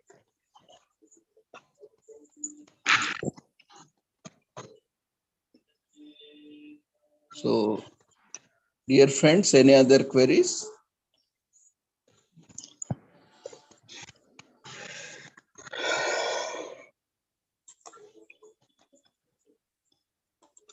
Thank you, sir, Krishna Rao Garu, for your valuable time. In fact, you have given us additional around 30 plus minutes for us, your valuable time. And that's a great opportunity for all of us to learn with your experience and sharing of knowledge. So on behalf of the organizing committee, Sri Holistic Health Foundation India, Sri Research Institute and Center for Art, Sciences and Wellbeing, and also on behalf of all the collaborators,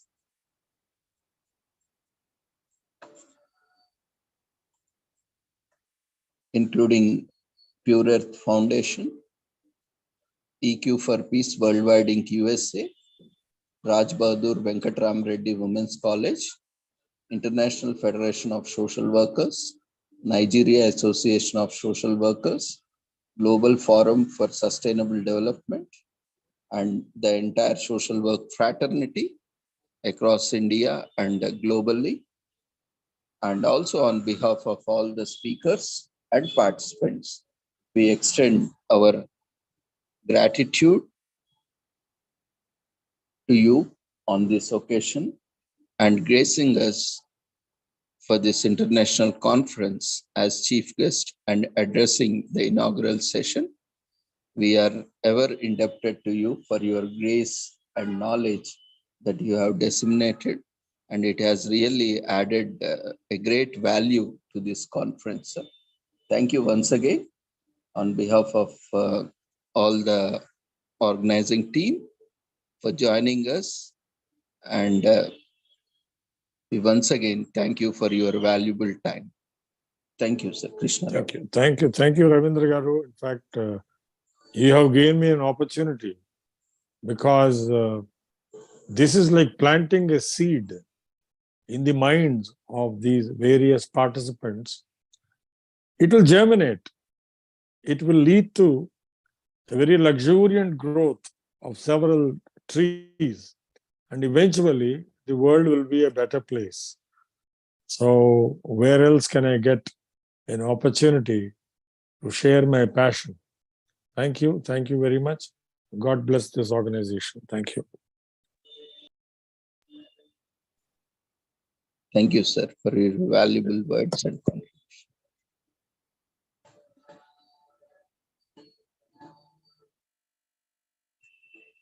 So, dear friends,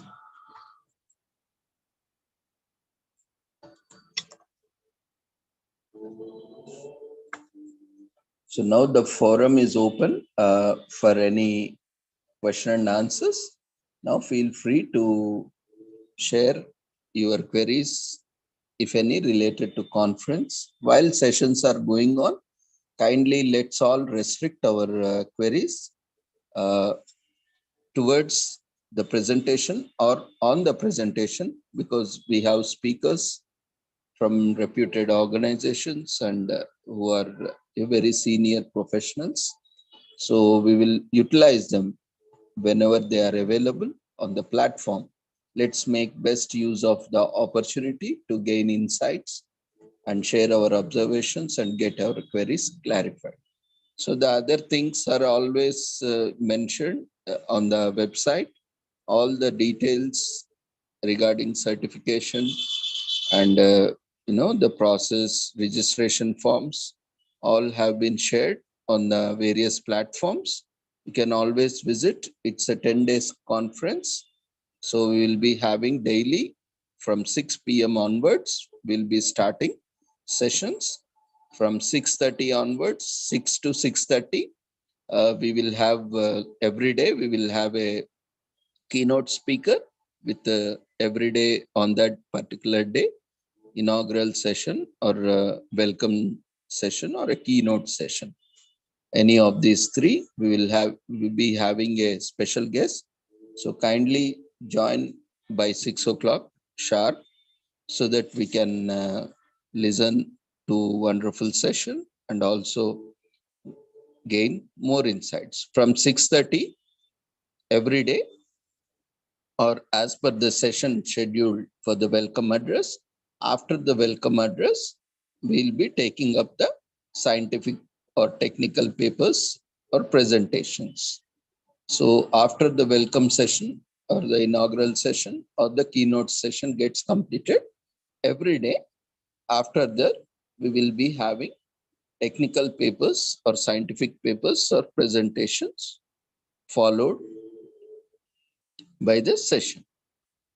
So if you have any queries, now the platform is open.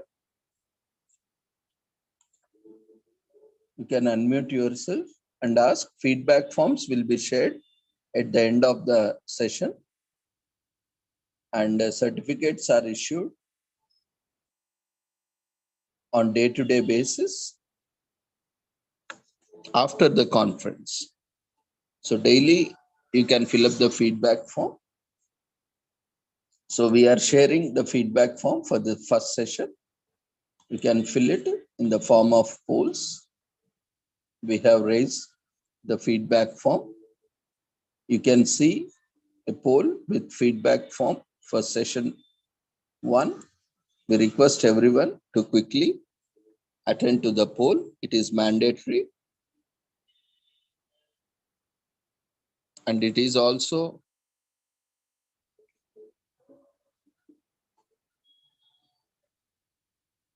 it also records your presence and active participation.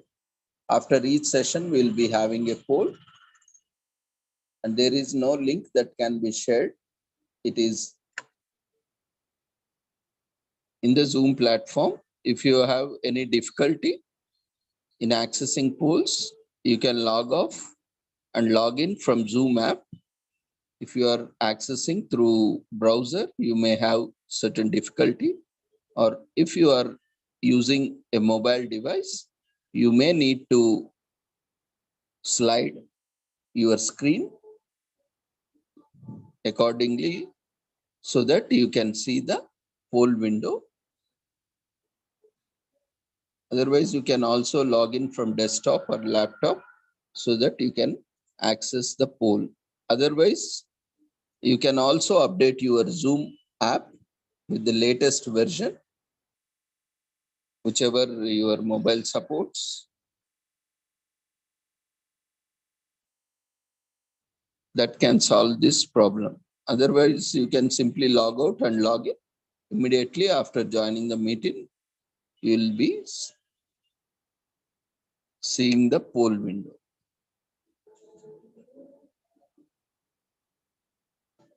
So all the feedback forms or the feedback will be collected in the Zoom platform. There is no external link, only registration forms. We have Google Forms where you can register, but all the feedbacks will be taken through Zoom platform only. Attendance is also being tracked by the Zoom platform for each participant.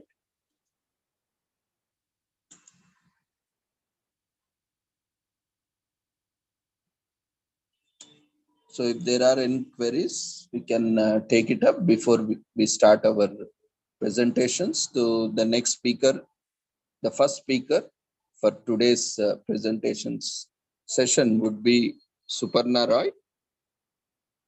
You can kindly introduce yourself briefly and start your presentation. So before starting, we have one participant. Yeah, Christina, you can unmute yourself.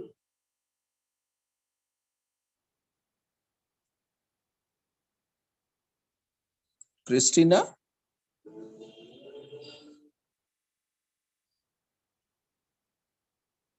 You have raised your hand.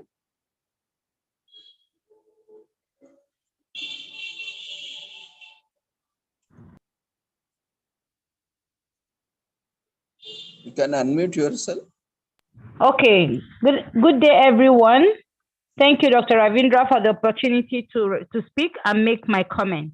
Can you hear me, sir? Yes, Christina, please continue. Yes, thank you very much. I have learned a lot. As a social worker, I have always known that social problems is all encompassing, and it includes every aspect of human life and living. So when the topic on environment came up this afternoon, it gave me better and clearer understanding of how to defend that point. When I talk about social problem, all encompassing, including our living environment. So thank you very much, the presenter. Thank you very much. There is no life and there's no quality living without health. And when our environments are polluted and when our environments are not the way they should be hygienically, it becomes a great concern to it becomes a great concern to humanity entirely. So thank you very much, our presenter, for sharing that great insight. I truly appreciate it. Thank you. Thank you, Dr. Ravindra, for giving us this opportunity to share knowledge. Thank you very much, and happy Social Work Day as we commemorate this great occasion. Thank you. Thank you, Christina. Thank you. Thank you for sharing your valuable observation and also comments. So we will move on. Then if there are any further queries, we will take it up. You can raise your hand or you can unmute yourself. As already mentioned, after each session, there will be a feedback which will be collected through Zoom platform in the form of polls. And for the feedback, for each feedback, we have 5 minutes. After 5 minutes, the feedback form will be automatically closed. So we request everyone It will not take 5 minutes to fill up the form. It will take hardly 1 minute. So you can, as soon as the feedback form is launched, after this session, feedback forms are launched so that, you are completely available for the feedback form. So you can quickly fill up the feedback form for session 1. Then we'll move on to scientific sessions. And those who have registered for on-spot registration and those whose sessions are not yet scheduled but have completed your formalities, you can share your details as prescribed in the registration form to email address and also to the coordinator's WhatsApp chat and also in the chat box in Zoom platform so that we can invite you for your presentation. Completion of formalities is mandatory to receive your certificate. So ensure that you always complete your presentations after completing the formalities. Even just in case if you are unable to complete your formalities before your presentation, you can always complete immediately after completing your presentation. Just in case if you have missed, overlooked any formalities, you can always complete that after your presentation. So that flexibility is there. So don't worry. So today on-spot registrations, if any are there, today 2 sessions are there, which have been scheduled. Now we will take it up. After that, if anyone is available who have registered and whose sessions are not yet scheduled, we can take up those sessions. So we'll move on to our first scheduled session.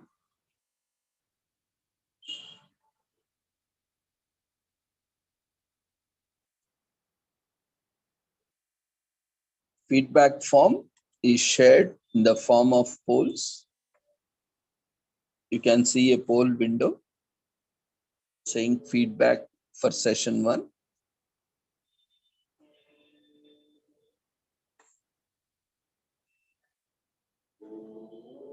And make sure when you are logging in, you are logging with your actual name set for your participant so that we can easily recognize. And when you raise your hand or when you ask any query, we can address you with your name. If you keep your device, it will be difficult for us as well as you, in addressing. So we request everyone to quickly fill up the feedback form. It's already 10 minutes. We have shared the feedback form and we'll be ending it soon. As this is the first time, on this platform, in this conference. So we are giving you all additional time. So for another next 5 minutes also, the poll will be there so that you can fill it up. From next time onwards, for each poll, we will be having 5 minutes so that all the participants can complete the poll. So we will move on to our first presentation.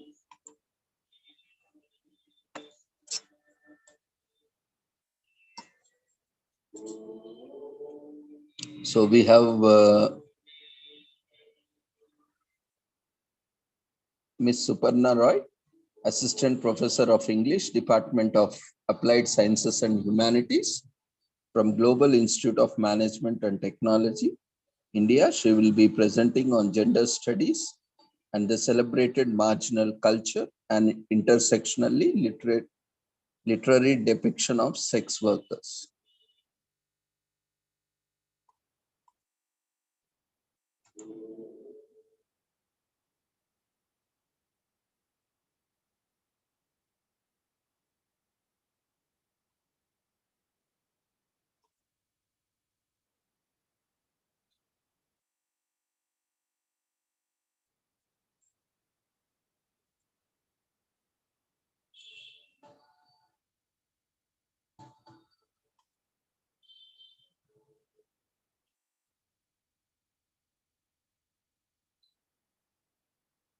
So Suparna Roy, you can unmute yourself and you can start your video and presentation. The feedback form, the poll will be active. Now you cannot see the option to end the poll. Once you have been given co-host permissions, you will be able to see end the poll. Instead of ending the poll, you can minimize so that our friends can continue filling up the form. That's why we are sharing before starting the presentation. And after completion of presentation, we are sharing the polls so that it is not accidentally closed by any of the panelists.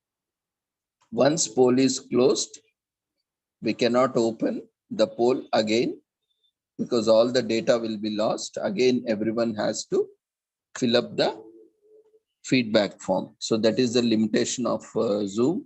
So we cannot do anything that is beyond our limitations. So ensure everyone, all of us are filling up the feedback form in time so that we will not face any difficulty.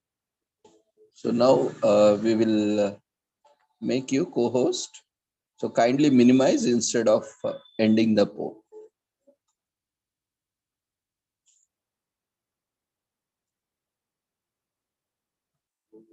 Yeah, Suparna Roy, you can unmute yourself.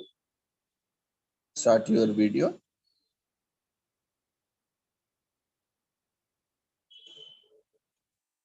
Can you hear me? Yes. Hello, am I audible? Yeah, please continue. Okay, I shall first thank you so much for this opportunity to present and share a small understanding as well as a research on sex workers, which I have collected by reading few of the books, though my focus will completely remain on Indian sex workers. But thank you so much, Sri Holistic Health Foundation India and Sri Research Institute of Center of Arts and Science and Wellbeing, Dr. Ravindra sir, moderator and coordinator, for this beautiful opportunity. I express my sincere, heartfelt gratitude. Since I'm not well and not able to speak properly, I have actually pre-recorded this session quite before and I shall be sharing the same. So I hope that this small thing is pardoned. Okay. Yeah, you can go ahead with the pre-recorded session.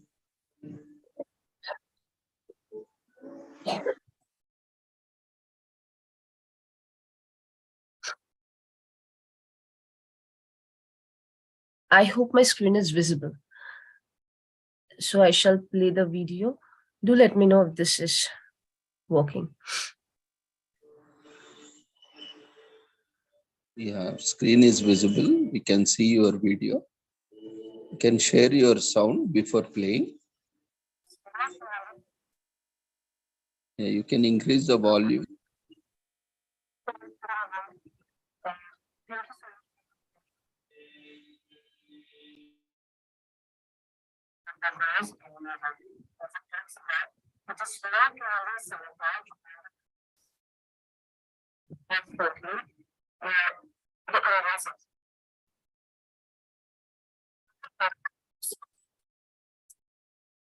Voice is not clear, ma. You can share your, instead of, you can mute your mic. Okay, sure. In the sharing menu, you can find the option share computer sound. You can enable that so that the audio will be clear. Yeah, sure. Thank you, sir.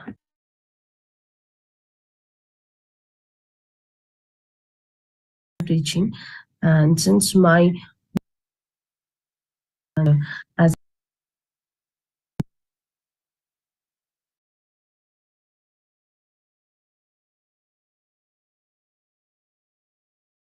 and as it talks about. Hello, good evening. Thank you so much for this opportunity to present my paper. And as the title of my paper goes, and as it talks about, it is more clearly centered on the life of sex workers and most appropriately, the Indian sex workers. Being an independent researcher, as well as the profession of teaching, being a part of teaching, and since my works more appropriately deals with literature, literary theories, and various other stigmatic works of most feminist writers. This paper will basically present the idea of intersectionality through the literature, the literary books, two selected literary books which presents the life of Indian sex workers. And as the title of my paper goes, is Gender Studies and the Celebrated Marginal Culture, an intersectionally literary depiction of sex workers. Thank you once again for giving this opportunity. So I shall start with the slideshow. Okay, so I hope my screen is visible and I am audible to people. Okay, so introduction. As the paper starts and it talks about, you're going to find that it states that gender, or the concept of gender as Butler presented, is fluid. But the social dimension encloses such fluidity inside the horizon of patriarchal visibilities, right? So we have to always consider and keep in mind that our world is, or rather I would say that the social construction and the political fundamentalism that works under the social construction of what a gender is very much phallocentric. We cannot understand, I would say it's wrong to say that we cannot understand, but the fact is that the ignorance and the tendency of not understanding the concept or the presentation of gender in the political terms or within the political terms is very, very common. The only reason is that if understanding of gender within the political sphere is done, then what will happen is that it will challenge most of the rules, the norms that has been set up within a heteronormative social structure. Now, to clearly explain the same, Mayank Austin's famous work, Nobody Can Love You More, describes how literature has often presented social margins and marginalized victims within the power of pen by reversing the discourse of oppression, and yet limiting the presentation to the hand that explains the marginalized identities. For they had the power to celebrate the marginalized culture and the objective bodies variably. Nivedita Menon, in her work Sing Like a Feminist, also regards the entire social structure as a nude makeup that has a strategy within a phallus-oriented social status that adapts to reframe its horizon repeatedly when naturality is so deeply ingrained by the belief system that the marginal culture automatically gets created. Now, what happens over here, or what the basic focus over here stands, is the understanding of the social structure as a nude makeup. Now, why Nivedita Menon said so? Because, you know, what is nude makeup actually? Have you ever guessed why the social structure can be a nude makeup? Because in most of the cases, you're going to see that we are said that it is very natural. This is what it will happen. Gender is what? It's like a boy. I'm so sorry for the wrong choice of word. A man and a woman, like what gender has to do with all these things? The understanding of the fluidity and the understanding that the gender has no inherent link to one's sex or sexuality is very important, because we have to understand that it is not the sex, male or female, that results in the gender man or woman and then finally becomes the heterosexual desire. It is basically the want of the heterosexual desire that creates two products, men and women, and that has to come from this very sex, male and female. So the understanding of the intersex children are completely omitted. The understanding of gender as a spectrum where it can be this and this, it is also omitted. So everything is basically omitted within the phallocentric structure, and this omission is done in such a beautiful manner. Hours and hours of work is spent on it, that it appears to be naturally untouched structure, quote unquote untouched structure, which seems to be so natural. But if I have to go back to the Vedas, if I have to go back to our ancient studies, we have clear representation of how gender is more appropriately performative. It basically is a performance whenever and however the situation demands and requires. Gender is basically contextual. It is performative, and I call it contextual because it is how you perform based on the context or situations of your life. Moving on to the next slide. Prostitution. Now, when I talk about prostitution, we have to understand that in order to regard this as a profession, we have to understand what basically the term prostitution talks about. Though I have not prepared a slide based on the deconstruction of this term, which would have been better if I would have prepared. However, I will just say something before I move on to focus on this particular slide as a profession, is that prostitution, if I divide the word, it comes into prostitution, right? And if I further divide, it becomes pro-institution. Now, basically, prostitution is an institution. We cannot deny this fact. And it talks about, and we have to keep in mind that in our society is basically engineered, energized with the help of various institutions working. So we have marriage as an institution, we have politics as an institution, we have law as an institution. All this institution functions together to keep the society alive, right?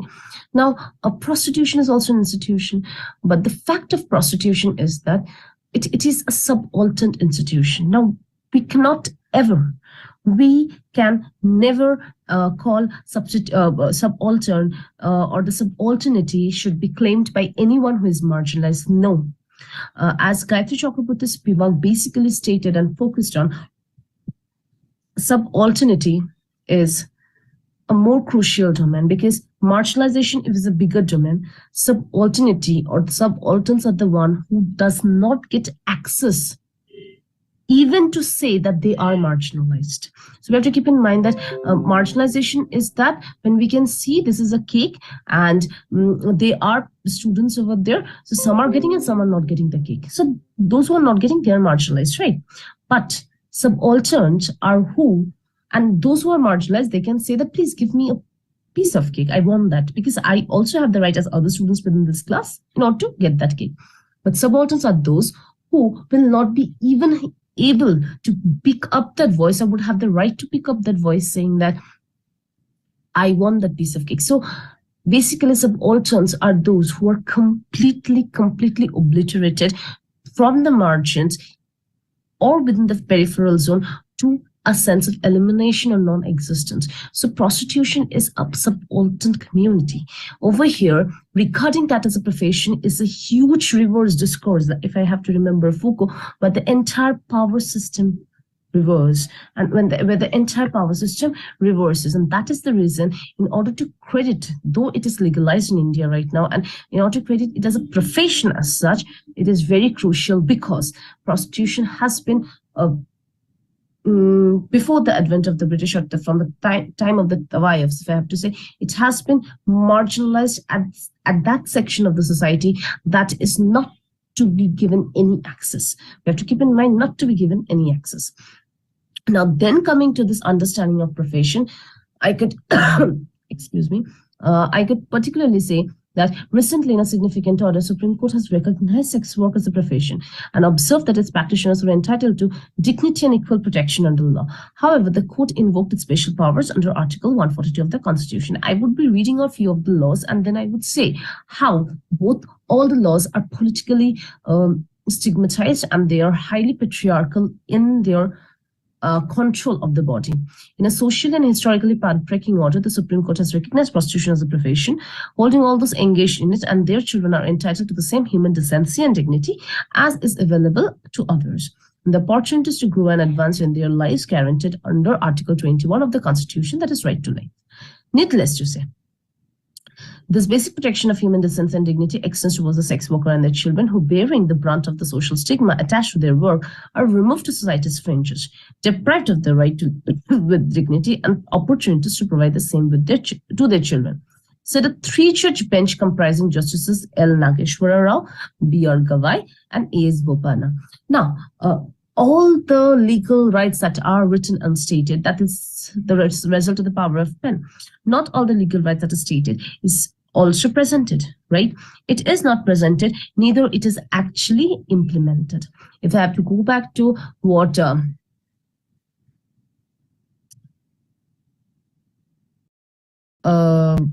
if I have to go back to the caste system of, and if I go back to the essays that was basically written by Omved Patankar, and who says that the caste it was stated that the caste people are like, we are all equal as citizens of India, and they have the equal right not to pick up water from the villages, but they are not allowed to. Similarly, all these rules and regulations written to recognize prostitution as a profession and their children who would be given equal rights and opportunities like others within society is very much written on the power of pen, and the discourse surrounding it will never change unless the implementation is done within the social structure, and that will never be done, because that will actually give space to the subalterns to speak up, and that is not how the social structure is made up of. A phallocentric social structure always believes in a center and the others. History of the prostitution. Let's go for a little bit of just a view. The profession of prostitution is as old in India as in some other countries in the world. However, some of the authorities in the country are shrouded in mystery problems linking it to the religious practices. At first, they were ordinary. The cause of shame prevented from a time of degenerating it into licentiousness. But the series of circumstances compelled it to become a mercenary affair. Various efforts have been made in the past to halt its growth in the state by legislation or by the public opinion, of little effect. There was a segregation of prostitution in the city, and a list of them is maintained by the state. Quarterly estate set the rules to get the public women prostitutes under control. The reference to prostitutes are also featured in Mahabharata, Jataka stories. Hindu Shastras like Manu, Gautam, and Brihaspati recommended the suppression of prostitution during Muhammad king and his harem. That means the presence of the women as prostitutes, who were regarded through various names. For example, often they were regarded as the baths, they were regarded as public women. So we find their presence from the very beginning of like throughout the history, through the presence of the entire timeline that we have. Okay, the mainstream history. Now the history of prostitution, if I have to go into the mainstream history, we'll hardly find any voices, because we have to always keep in mind the voices are curbed.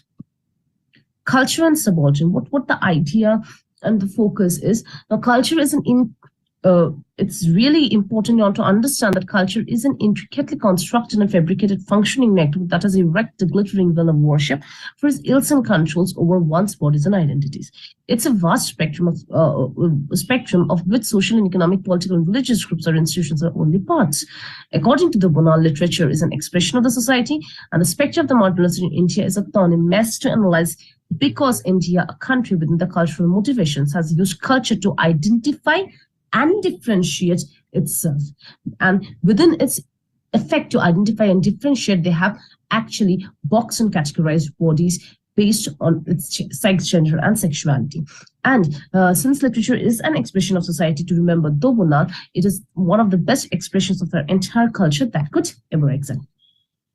The literary depiction of the life of the excluded has gained immense importance today. The concept of subaltern, as present in newspaper article Times India by Swati Shinde, has become prominent in our current scenario of marginalized literature, as subaltern refers to that marginalized culture that is moving away from literature, and it flourished from the point of view of Antonio Gramsci.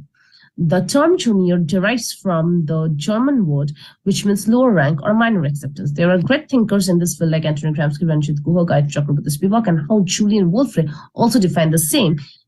We could find, and his quotes goes into the next point, which states that it embraces the group that works on cultural, political, social, and religious grounds. This sheds a clear light on how marginalized literature reflects such subaltern life under various themes such as gender, class, caste, etc. Now, and how they actually intersectionalize. So if you have to remember, the term intersectionality has been coined by Kimberly Crenshaw in 1999. Now we have to remember that no one is actually projected to any single line of marginalization. Either marginalization is like a wave of the spider's web, which actually marginalizes the body from various points. So the body is subjected to multiple forms of marginalization, and therefore no experience can ever be seen, and no representation can actually become a representation. They are always hyphenated presentations. Now the presentation of the prostitutes, Nobody Can Love You More, focuses on, and I'll be just giving the review of two books in a nutshell. Which states, number one, it is about the GB Road, the least famously infamous red light district. So if it talks about the prostitutes, the Kotha, that is the brothel owners, the children of the prostitutes and to people associated with this trade. It isn't chronicle lives, nor it is, like I said, an opinion on the way things are. It is just a documentation with a lot of soul into it. The intimacies are laid out. The way Sushma puts pats of his hand gently as he gives her his mom's blanket, to the way he almost becomes a part of Sabir's pie, that's the owner of the quota. Yet at the same time, I liked how the author actually questions his beliefs and ideas at every stage of the book. The questions of morality, religion, and hypocrisy hang in balance. The best parts were the interactions of Sufi with Sabir's pie's children and what were their ideas in the profession and the future.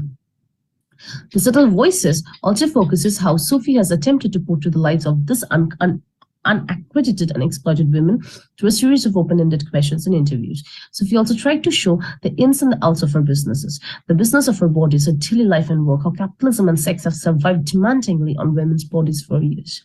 Thus, within the fairness-oriented community, we can examine layers of faithful service rendered by the people conditioned enough to dislike identities with norms other than the white Brahmin straight male. Prostitutes by this community was barred in all formats, while likely celebrations involving them were greeted with silent banter among such men. We have to always keep in mind that what Judith Butler says, the definition of the women, when she said the women are what? Women are nothing but a linguistic absence and opacity.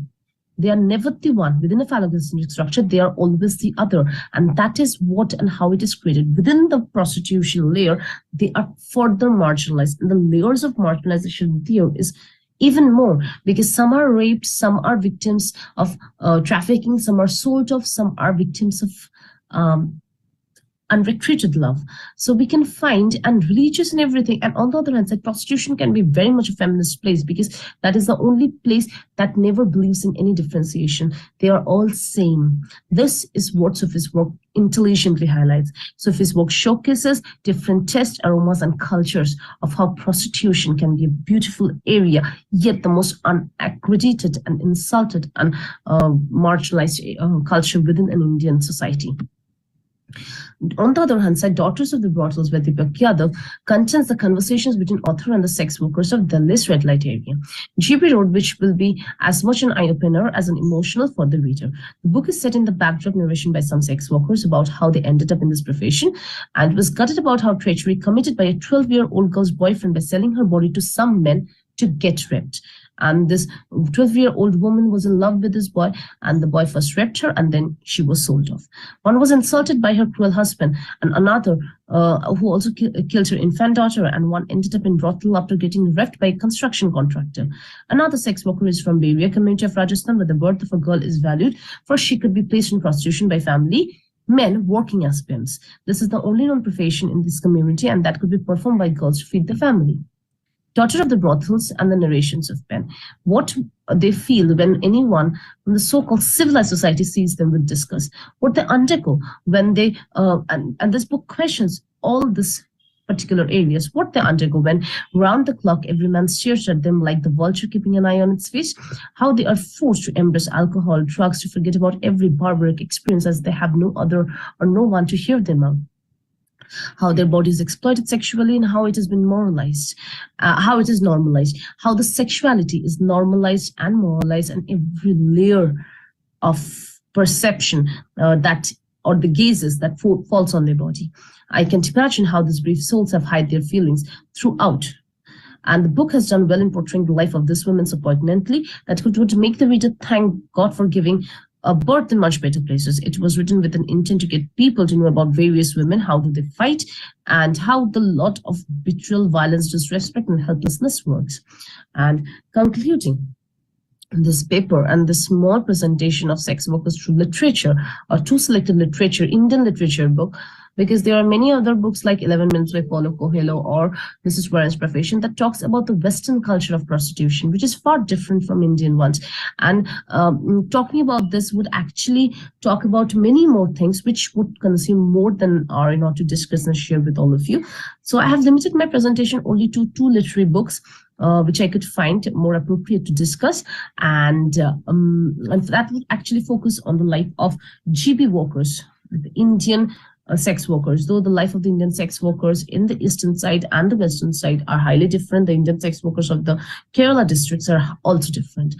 So concluding this paper, I would say that the practice of prostitution can be said to be a pipe stream of political agenda that has many facets and therefore needs to be dealt with at a different levels and from different perspectives, which requires a radical change in the society.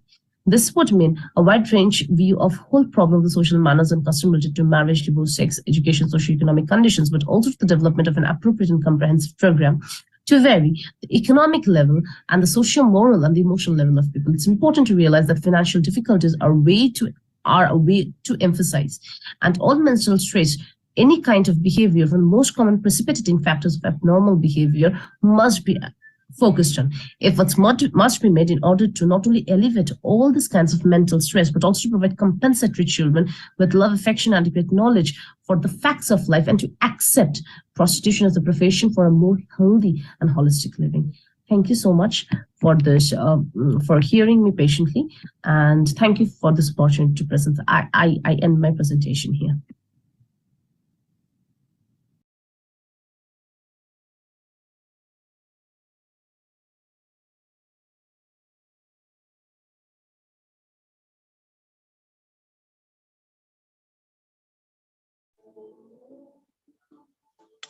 Yeah.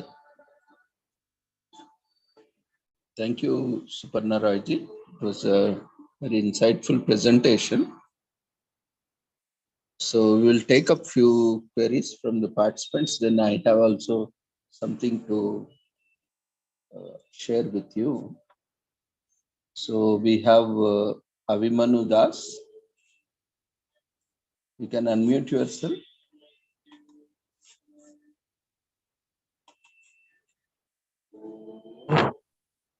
Hello, am I audible? Yeah, please continue. Okay, so one question I would like to put up to the panelist speaker, Ms. Suparna Roy. Like, since your slide was really informative about the prostitution area, so currently the Supreme Court has given a landmark judgment, though I cannot recall the name at present. Here in this judgment, the Supreme Court has said that prostitution has been legalized. Now in compliance with this part of this judgment, I would like to highlight, like, is there any kind of amendment in relating to the Western law, that is in following up the policies of the civil law, this type of decisions has been taken by the Supreme Court? Thank you, Abhimanyu Das, to draw my attention into that fact. But could you please repeat? Like, was your question that my question is, like, what type of effect would this judgment create in regard to this prostitution? Like, previously we know that it was illegal, but currently the Supreme Court has said that prostitution is legal. So, like, I just want to ask in view of this, of your presentation, like, keeping in mind of the development of the acceleration of the society, the Supreme Court has made the concept of prostitution legalized by this judgment. I just want your point of view in this matter. Okay, thank you so much. Well, when I have to when, as you are asking for my point of view, then I can only give you a hypothetical answer on the same. I would say that this particular point, which states that prostitution is legalized, then I guess if I consider prostitution as a profession, like any other work going on within our social culture, then I would ask you to give me the benefits of a legalized profession. Just like any other profession gets all forms of benefits, does prostitution get so? It is legalized. Yes, you are correct. Absolutely. But as like other profession, we get into the office at 10 or 9, whatever be the timing, we come out, we are respected for our work. We all sell. Some sells their brand, some their bodies. So we are all selling somehow, right? So when we are selling ourselves, then why a particular form of selling is considered to be dirty?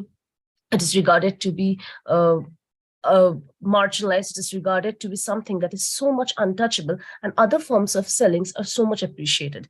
Have this kind of questions ever come across your thought process? And second thing, my point of view on this particular question is, yes, you have legalized this. Thank you so much for this particular one. But I actually ask that, as a legalized profession, is prostitution getting all forms of benefits? This is what I actually question. The reason that research or academics or social work needs to draw their attention on in the field of prostitution, particularly literary and anthropological researchers, is because despite the laws, despite the rules that are coming out on prostitution, things are not functioning. They are not, I'm not saying that in other places government rules and laws are functioning appropriately. No, in all places it is not functioning. But if you see, then prostitution or any kind of such professions, if I talk about the Beria community of Rajasthan, or I talk about the Rudali community, I don't know if someone have heard about the same. This kind of communities, they suffer from double oppressions. They are already marginalized, and along with that, the profession that they choose, they are opting for, is a further marginalized process. That is the reason they are subaltern communities. So when the Supreme Court writes on paper that it is legalized, is the legalization getting implemented? If not, then their passing of any form of laws is not appreciable. That is what my point of view is. I don't know how much am I able to answer to your question, but thank you. One thing I would like to add to ma'am's presentation also, since it's a very interesting topic, like as per the judgment, when all the audiences should take into knowledge, as per the judgment, India is day to day progressing to the policy or the philosophy of the Western world. Because in the Western world also, this concept of lesbian, gay, bisexual, transgender, it is legal. And simultaneously following that policy, India has also made this made this concept of LGBT as legal. This is all about it. Yes, Abhimanyu, thank you so much also for drawing this point. You are quite right. Like, but do you know? Like, I don't know. Like, I'm just out of curiosity. I'm just asking this out to you. That when I was actually going through, since mythology is also a part of what I have done, so I was going through a few of the like our archaic books and everything. I found that gender fluidity, sexual fluidity is very much as a mythological presentation there. Before the British came to India, Indian culture, as history speaks, was much more relaxed. So as you just said about LGBT community is progressing towards the Western, I would say that India was far, far, far better from what the Western community was before the advent of British. It was after the British came into India that the anti-sodomy law was introduced in India, that is same-sex, particularly for gay. If I talk about anti-sodomy act, it was done only after the British came into India. It was not there before the advent of British, because the form of the three channels that basically functions and controls our entire country are the three civil codes. If I talk about medicine, religion, and law, these three areas were channelized by the British power of what? Of modesty. This term modesty is very much political. So now the fact is this: when I was going through all this part, I realized that the sexuality and the understanding of gender was quite freed before the advent of British. And that is the reason when British came into India, we were very much regarded as the Oriental, the exotic. So I don't know, like, India was much more progressive before the British came. And I would really love to get your point of view on the same.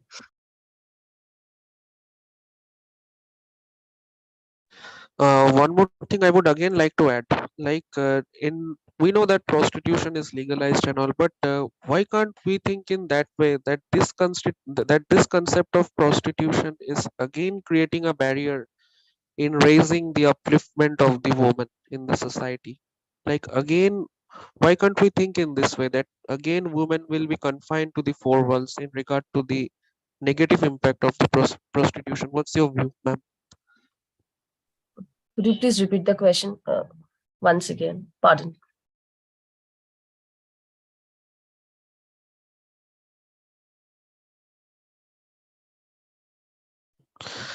The thing is that, like, since we are discussing with the topic of this prostitution as a legal, when it has been legalized, but again I guess there is a negative impact on it in regarding to the upliftment of the woman. Like, just the concept of woman empowerment is emerging slowly and slowly, even it is also accelerating. Again, this concept of prostitution will be creating a negative impact in raising the upliftment of the woman. As a consequence, the woman will be again confined to the four walls behind the purdah system. So what's your point of view in regard to this statement? In regard to this statement, see, if you regard that prostitution could possibly be one of the reasons for which the upliftment of women could get hampered, then sorry, excuse me, I would say that, see, prostitution as a profession initiated from the concept of tawayafs, okay? And it initiated after only the British came. Before it was tawayafs. If I talk about the Bengali one, it's Northoki. Okay, so from those concepts, the concept of prostitution as a whole came. So if we have to uplift women, we must uplift women of all sections. No, you cannot come and then we cannot just say, for example, that if we have to talk about women, then why are we talking then maybe the tribal women and the profession that they practice could actually hamper the upliftment of women. We have to think in an intersectional perspective. We have to think that the term and the concept of woman is not just what we have defined it. It is much more and beyond. It is layered. So if I have to talk about upliftment of women, I will also talk about upliftment of women working in white-collar jobs. I will talk about upliftment of women who are working in science, who are mechanical engineers. I will talk about upliftment of women who are Dalit, who are tribals, and also I will talk about upliftment of women who are migrators, who are prostitutes. So maybe my point of view on this point is that if I talk about upliftment of women, considering prostitution will not impact in a negative way. That's completely what I think. And it can actually be more inclusive if I consider various forms of what the identity women could be. So that is my point of view.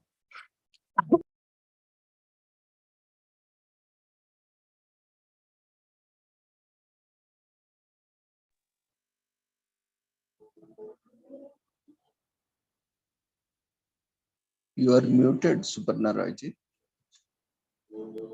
Yes. I think I'm done with answering Abhimanyu's question, Mr. Abhimanyu's question. So I just muted myself. Thank you. And there is one more message in chat. Can you read it? Can you see that? Or shall I pick it up for you? No, sir. Actually, I cannot see any of the chats. I will read it for you. Yes, sir. Dr. Chinna Invi Pro. Can you unmute Dr. Chinna?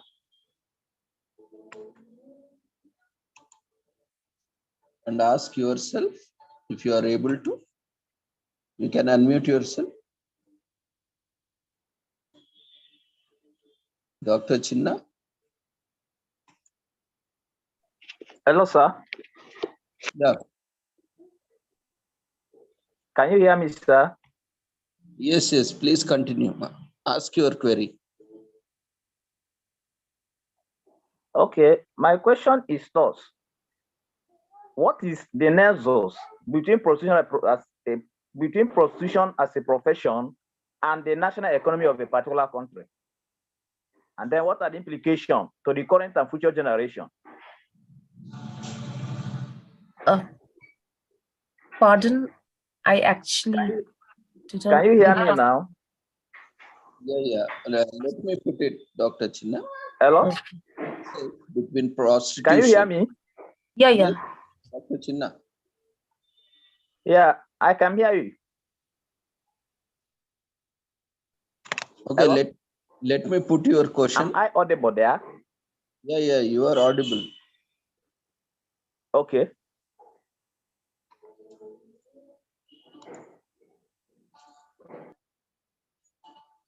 So the query is, what is the nexus between prostitution and the national economy? And what are the implications for the current future generation? This is a query by Dr. Chinna. Suparna ji, would Okay. Yes, sir. Am I audible? yeah, please continue. Okay, so as the question by Dr. Chinna is, what is the connection, if I have got it correctly, between prostitution and national economy? Right, sir? This was the question that was put forward by him. Yes, ma'am. Yeah. So I actually think that if I have to talk about national economy, or if I have to talk about economy as whole and such, though I'm not an economic student, I don't know how much will I be able to answer the question. But I think prostitution is among one of the most oldest professions. But how its role come or plays in our economic growth? So the debate is really political, and it has been particularly after it has been legalized on a particular basis. However, and most of the people have stated that it works on a negative way, and many are there who have stated that no, prostitution could work and contribute to the national economic growth on a larger basis. If I talk about, for example, the foreign customers, the earning that they're doing, but it is very important to see that whether what income is being done is actually providing into the national pocket, or rather the channelization of the money is very important. Because why not legalize prostitutions? For example, if it's legalized, then why not the prostitutions be taxed? This has been the questions. And what if the prostitutions are taxed? Will the prostitutions will pay it? And even if this taxation is done, then would that boost the economy? Then I think that it is quite difficult to answer, because as I have read few of the reports which states that still now the brothels in the cities club, like the city slum areas of Mumbai, in the southern areas or the data belts of Andhra Pradesh, talking about the eastern prostitution zone, I'm completely limiting myself to Indian one, because since I cannot talk about something which I have not researched or experienced much. So when I will be talking about these areas, still the income of per prostitutes on an hour basis starts with 100. Statistic report says. So if those people are charged, and from that amount, they have to give some to the pimp, the brothel owners, the kotha maliks, which we say, and then the remaining is left. They hardly get their the two halves of their meals. And that is something also depicted in these two books that I have talked about. So from there, if taxation is done, and if they are also included as a part of the national economic growth, I think that can cause a negative impact on the lives of the people, if not into the national growth. Maybe if they are included, then the national economy could progress by % or 1, I don't know. But it could provide a huge impact on the people who are being taxed. If the brothels are taxed, that would work on a separate level. But there are police involved again on it within this particular structure. So there are amounts taken by the police officers. So the channelization and the corruption has to be completely separated on separate levels. So Dr. Chinna Chinwe, I don't know how much am I able to answer to your question, but this is what I think the national economy and the connection of prostitution would work as or on.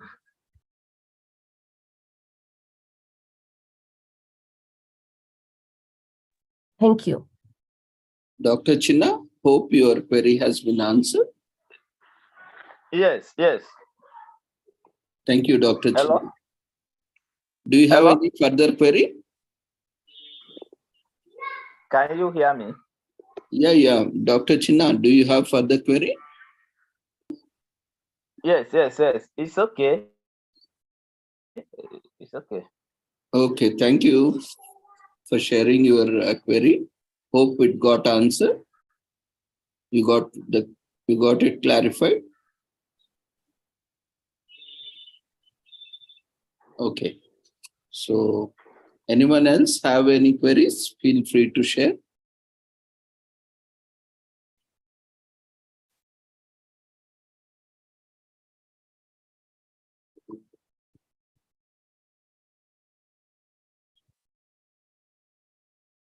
Okay.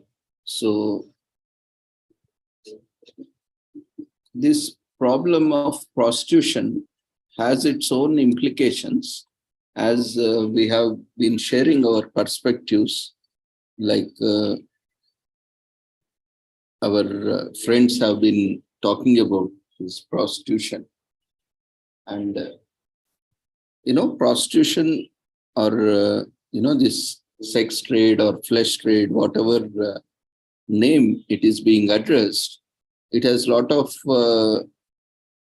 psychosocial and even economical issues also. See, here we have to see from various perspectives. One perspective is from the perspective of women itself, who is engaged in the prostitution. And the other perspective is the client. And the other perspective, various perspectives we have. One is from the service provider, and the other is from the client, and other perspective is from the management. Other perspective is from the legal perspective. And not only that, we have a social perspective also, because this prostitution is also somehow encouraging these illegal extramarital affairs and other activities. So we cannot say, as already our friends were discussing, this cannot be taken in just one perspective. We need to understand in with different perspectives. Of course, every policy, every program, or every law or act has its own implications, and it has its own drawbacks, because we cannot satisfy everyone on the same line, because each perspective can be contradictory or complementary or collaborative to each other. In such case, it would be difficult for us to justify.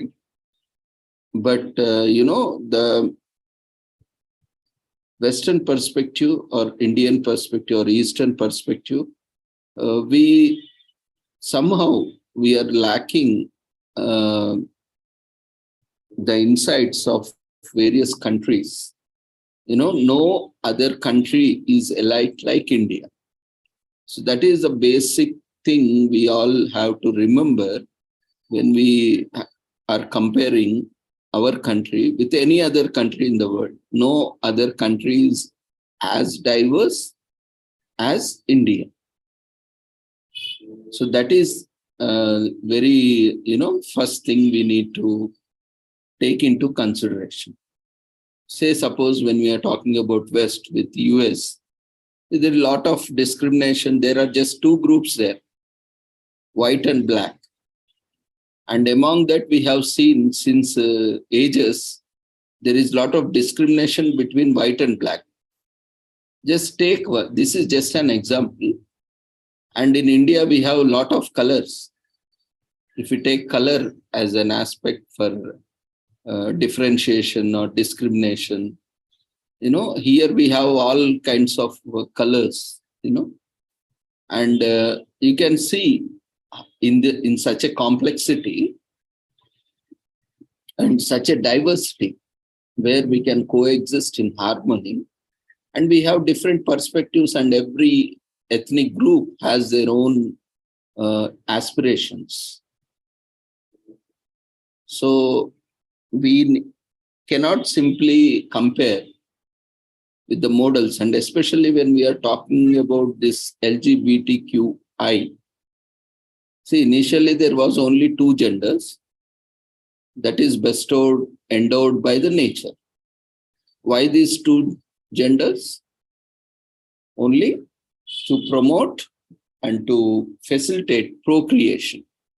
Procreation so that the species can survive itself through procreation. But what is happening today, apart from male, female, we have transgender, LGBTQI. And tomorrow, we will have some more genders also. So what is happening?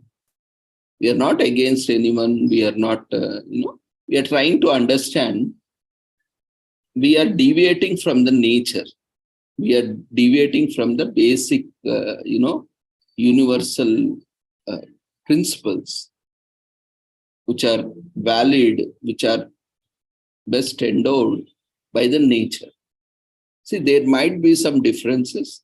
There might be certain factors that are influencing, but we cannot keep on, creating more and more specialities or, divisions on based of such discriminations. What will happen? Today we are facing a lot of issues. See, already with two genders, say we have male and female, we have a lot of issues. Even today, we could not sort it out. Initially, it was complementary to each other, male and female. Today, it has become it is becoming a race of substitution of each other. With these two genders only, we are facing a lot of issues now, which were initially complementary to each other, which were supporting each other. Now, a rat race has also begun among these two races. So we are trying to explore the complexity as more and more genders are being created and being legalized. What is that really contributing to? Are they really addressing the issue, or they are creating more issues, more challenges? Is it addressing to their socio-emotional, concerns? Are they really addressing the basic problem? So these are various aspects that we need to explore and we need to understand. See, we can create any number of professions. We can create any number of genders also, for that matter. Maybe today we have more genders and tomorrow we can have some more also. So we cannot say at this moment or at any moment that is right or wrong, because everyone's perspective, everyone is right in their own perspective. So when we are talking about perspective, especially with this legalization of this sexual trade or sexual practice, whatever we call, as a commercial trade, there are both the benefits and also, pros and cons. The first pro thing is already, as mentioned by our resource speaker, by legalizing, there are certain provisions through which they can be safeguarded and they can be, legally made accountable, responsible, and certain guidelines, code of conduct, ethics, and various other things can be, formulated so that their welfare is also being taken care of and they are also being recognized as a trade and commerce. But at the same time, this is a community where, where we have a lot of religions, cultures, traditions, where, this is not actually, not inevitably accepted. Or certain communities may not accept them, certain communities, may not reject them. So there are different perspectives here. So altogether, how we are going to understand these? So we have to explore it and we have to see how this is going to impact. Definitely, the kind of impact it is creating is not in a constructive and productive way. That is what we are seeing. More and more of these new genders, or it is creating more complexities of issues and concerns rather than addressing the existing challenges or issues. That is what being widely discussed and addressed. Hope I am also open to this. I am not making any statements, but I am also exploring how this could really, address the existing challenges and also going to address the upcoming challenges and issues with more and more genders or, tomorrow it is not going to stop or end here.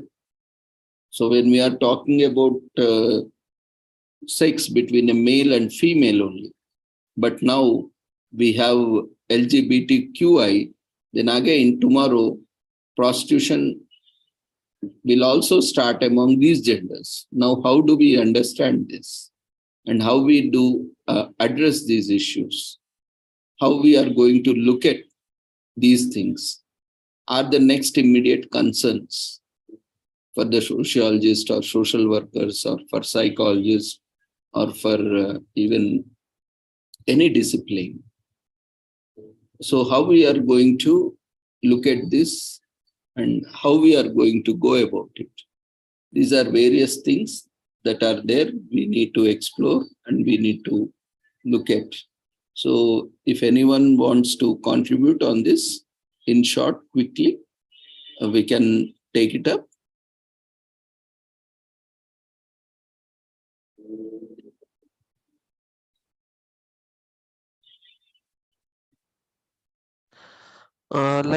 Keeping in the point of the Article 21 of the Indian Constitution, that is the right to life and personal liberty. I think this concept of the presentation, I think it goes on as per my opinion and perspective. Yeah, thank you. So that is what we are looking at, appreciating everyone. This is especially, diversity in university. We respect everyone's opinion and also we are going ahead. In fact, that is what creating more challenges, in fact. So anyway, we'll see, we'll take up all the perspectives. We will go with all the perspectives. Time will decide, because we will come to know only when we go ahead with that perspective, what is a challenge that it is going to bring.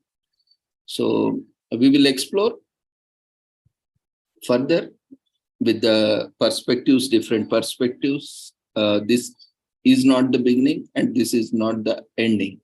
So we'll have a lot of challenges also. And maybe they are going to, increase. More and more challenges and issues will come up with this. We are already looking at such issues and we are anticipating more issues. We, in the sense, the community which is working, or it may be the professionals, or it may be the general population, will continue to explore and hope more and more research like this will also address these kind of issues in coming days. Yeah, Stephen, you can unmute yourself. Yes, good evening. My question is, how do LGBTQ, like in Kenya, there was an argument about LGBTQ, and some of the people were on argument on self-responsibility, that these LGBTQ was to bring into Kenya so that maybe that commitment in the families to be broken. Maybe how do you do, how was the argument?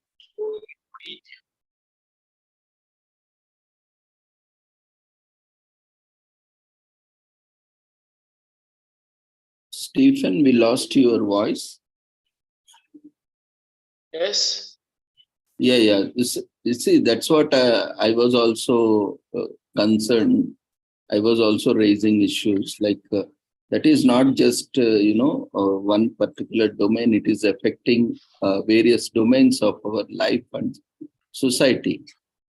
So already we have a lot of issues with two genders, and more genders are coming and playing multiple roles. Now we have complex permutations and combinations of issues and complexities. So already we are seeing, because of these extramarital affairs, premarital affairs, and, teenage pregnancy, and STDs, AIDS, HIV/AIDS, lot of things are happening. And as you rightly pointed out, there is also a sociological or society problem, especially, we have seen even in India also, a lot of diverse cases are, increasing, and more families are becoming either single parent families or diverse families, or broken families. Even it is being seen here, because India otherwise has been a role model and has a very strong fabric of family structure. But here also we are seeing family structure is breaking down because of a lot of these issues. So we have to see, definitely these are going to create more and more complex issues in coming days. That is what also my concern was. But how we are going to address these, again, we have to see over a period of time. Maybe we will have some a separate platform dedicated to this, and we can invite different experts, subject experts from different walks of life, and we will explore how we are going to understand and how we are going to address these issues. Okay. Another issue is all about the population is growing, and we see the society, when it grows, there's a risk of poverty, and due to Millennium Development Goals, sustainable goals, everything in every education is to eradicate poverty. And when you see there is a poverty, is where you see early pregnancy, early marriages, and you see these LGBTQs are even reaching to the marginalized areas. Maybe what is the suggestion?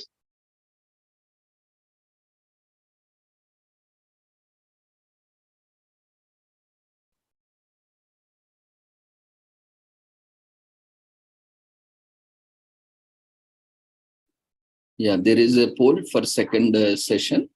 So quickly attend to the feedback form raised in the form of polls for second session.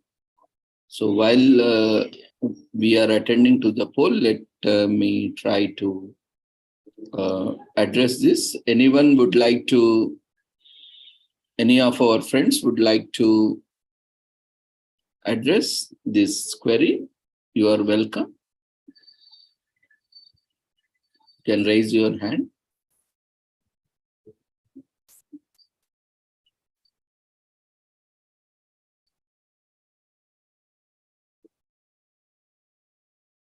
So as we have limited resources, all our resources are limited.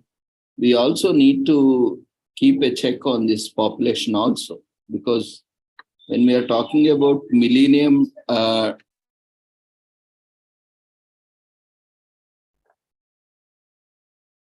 development goals. When we are talking about millennium development goals, now we have sustainable development goals. Earlier it was MDGs, now SDGs. So here we can see, we are trying to maximize the resource utilization without, forbidding the future generations of their rights. So today we have seen in the recent years, in past 1 or 2 centuries, planet has suffered a lot. Today, many species are getting extinct. Because of this overpopulation, we have an balanced ecosystem where we have this food chain where one species controls others in such a beautiful way that no species has ever outgrown, so that it is destructive to the entire ecosystem or food chain system or the planet. But unfortunately, human beings are exploiting and also have been overpopulated. So we need to rethink about our this policy also, as you rightly pointed out. With more and more population, there will be more taxing on the resources. So that will be, creating more demand for the resources and more exploitation. So we need to rethink about growing population. So we need to address this by practicing, various methods where we can prevent overpopulation. Maybe we can control this overpopulation by using family planning methods and by limiting the number of children and various other issues, concerns and measures that can be taken up. So though we have various other, perspectives or measures, but we need to look at a particular case-to-case basis. That is what, we can address. Now we can see China is trying to reduce their population. So in a similar way, because we all have limited resources, we all have to plan in a similar way so that our resources are also limited. And most of them are non-renewable. And it takes, even if they are renewable, it takes, quite a lot of years, maybe millions and billions of years. So it is very important to relook at this issue. Hope that is answered. Okay, thank you. Thank you, Stephen. Okay. I know there is no single shot answer or direct answer, but we will try to explore different, So, okay. Yeah, so we will move on to our next speaker for the day. So feedback form has been raised for the second session. Already 4 minutes has passed. So we have another 1 minute. So we'll still give you some time, but make sure everyone quickly fill up their feedback forms in time. As the more longer we wait to take the feedback, the more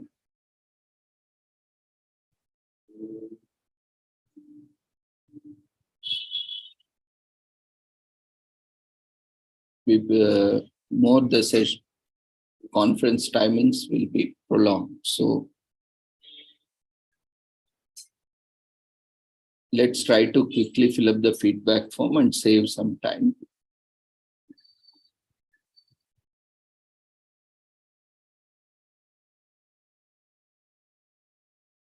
Next scheduled session is by Dr. D.B. Jani. Are you available? You can raise your hand.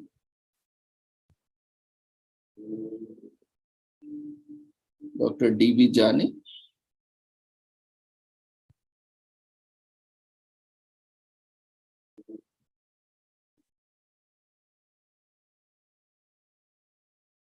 Okay. So we can go with the spot registration. Any speakers?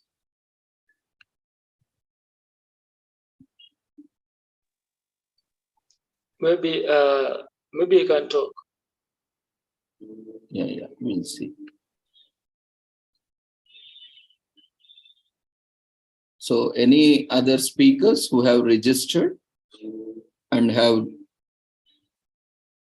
completed all the formalities but not yet scheduled? If your presentation is not yet scheduled, but you have completed all the formalities, you can raise your hand or you can share your details in chat box so that we can take up your sessions. And we have seen, many applications where they have registered, and we have seen, we have put under the tentative list schedule. Many have registered, but they have not completed the formalities. So anyway, today is the first day. We have another 9 days. So we request everyone, those who are willing to present or those who have registered for the presentation, to complete the formalities so that we can schedule your sessions. And as on-spot registrations are also happening, so those who have registered for the on-spot registration or those who are registering now, you also share all the details and also be ready so that every day after the scheduled sessions, if we have time, we can take it up.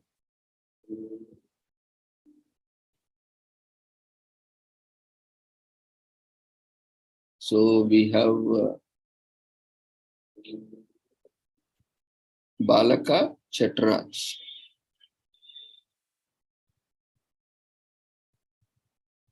Yeah, Balaka ji, you can unmute yourself. Yeah, hello. Yeah. Yeah, so my scheduled time is tomorrow, but hence for the speaker who has been given time for today is not present. Can I present today? Okay, you can present today. Not an issue. Are you ready with your presentation? I am ready with my presentation. And so shall I start presenting? Okay, just a second.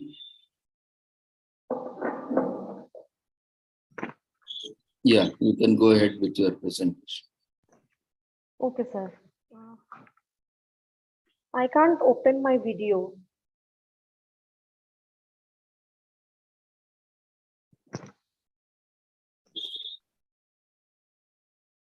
So the poll is active. Kindly do not end the poll. You can minimize the poll as many of our friends are still filling it up.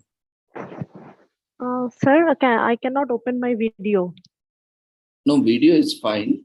You will be given access. Yeah, I have filled the feedback form. What I'm saying is, do not end the feedback form. Now you cannot see the end poll option. Once you are given the access now, co-host, you will be getting that option.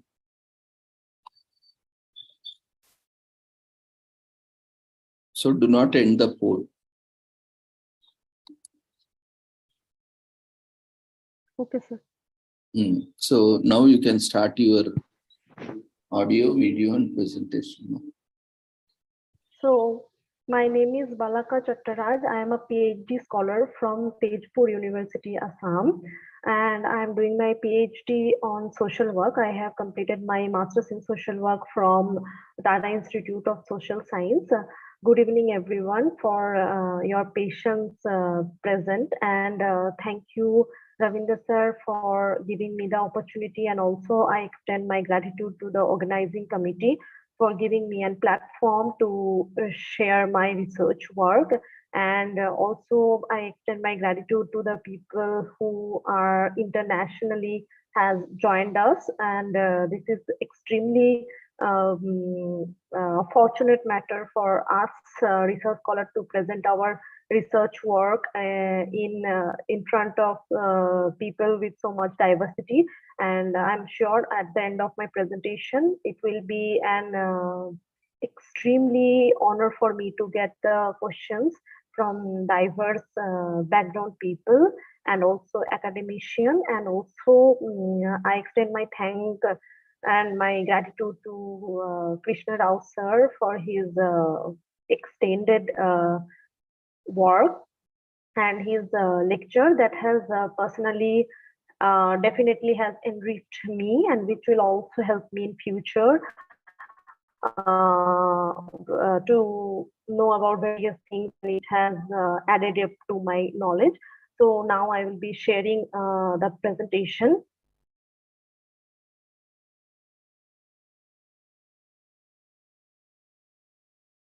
Yeah, so my My presentation is on the understanding the status of health and hygiene in Assam tea garden. So, introduction. First, I will be beginning with what the term health and hygiene means. So, WHO in 1948 has came up with a definition of health that it is complete. It is a well-being of complete physical, mental, and social, not just the absence of disease. And Deodhar in 1983 has described healthy person as someone who not just has disease or body pain. Then also WHO and UNICEF has said that to maintain healthy life, hygiene and sanitation practices are very important. Health and hygiene practices are important for human development, and it is also depend upon the health and the hygiene of the person is also depend upon the physical environment community. So there are some key role that that are important for maintaining hygiene practices are access to clean drinking water and also access to safe drinking water. Or there are also reports that how poor sanitation practices and poor hygiene practice can lead to several diseases, particularly the communicable diseases, particularly which are waterborne, such as diarrhea, cholera, jaundice, typhoid. So there are some data also that has came up through the literatures that I have studied for my research work. It says that 8,42,000 people has died out of diarrhea, and these cases are mostly reported in the lower income countries. In 2015, according to UNICEF, 32% of world's population have reported of having lack of sanitation practices, and 663 million people have lack of safe drinking water. And WHO has also reported that 2.5 billion people in the world defecate openly. Open defecation is a big problem that challenges the sanitation behavior of the people. 1.21 billion population of India faces problem regarding sanitation and hygiene, which affects their health. Millennium Declaration, have recognized the importance of safe drinking and water sanitation to meet the global commitment. The term hygiene refers to the practice of using water for cleaning parts of the body, which is personal as well as domestic. Domestic hygiene practices include household with proper septic system and having improved pit latrine and ventilated toilet, and water supply plays an important role in influencing the sanitation practices. The sources for sanitation, safe water for the household are having pipe with water connection, public stand pipe, and a borehole that is protected dug well, and proper rainwater connection. The literatures about literature that like now what is the status of health and hygiene in regards to tea garden community. So the literatures which are available on the tea garden labor community, particularly in Assam state of India, it says that when the British colonial government was there in India, the British planters first came in Assam and they had started the tea gardens in Assam. But after starting the tea gardens in Assam, they actually realized that there are a lack of laborers and the cheap laborers. So henceforth, after understanding that there are lack of cheap laborers, they started forceful migration of the Adivasi people from the present day central Indian states such as Jharkhand, Chhattisgarh, West Bengal, Telangana, and Odisha. And the forceful migrants who were brought in Assam, they were settled there, and they were forcefully employed in tea garden. And then while working in tea garden, the laborers were denied of lots of basic human rights facilities such as proper working condition, proper living condition. Their wages were low, and these social factors like lack of proper living facilities, lack of harsh working condition, poverty, low wage payment has led to several health problems, and the community have suffered from many diseases. And one such disease that is prolonged among the community are the waterborne communicable disease and tuberculosis. And along with this problem, the community also suffers from education, lack of education, And lack of education also affects their health, because to maintain a proper health and hygiene routine, one need to have awareness and basic knowledge about health. And after independence, the community, the Adivasi community, which were being brought from the central Indian state and were settled in Assam, they were termed as tea tribes. And after lots of struggle, actually they were denied of the scheduled tribe status, because they were the migrant population and they were recognized as a backward class. So I will be discussing now about particularly the health burden that tea garden laborers in Assam face. In my research where I have done, I have covered few tea gardens. One such tea garden was Lepkata Tea State, that is situated in Dibrugarh district of Assam state in India. It is said that 25.9% people suffers from diarrhea, and Sharma and Bhuvan in 2018 has argued 22.8% people suffers from dysentery, 17% people suffers from typhoid, and 14% people suffers from scabies, and 10% people suffers from intestinal worm infection, and 8.8 people suffers from cholera, and 47.1% people in tea garden uses open defecation. As discussed earlier, this community are lowly educated and they have lack of awareness and knowledge, so henceforth they also has lack of awareness about importance of toilet, and henceforth the practice of open defecation are very high among the population. 30.9% people in the tea garden uses pit toilet, and 22.1% people uses only use proper sanitary toilet. And the sanitary toilet facilities in the tea garden, they are either provided by the garden authority or by the government of Assam or government of India.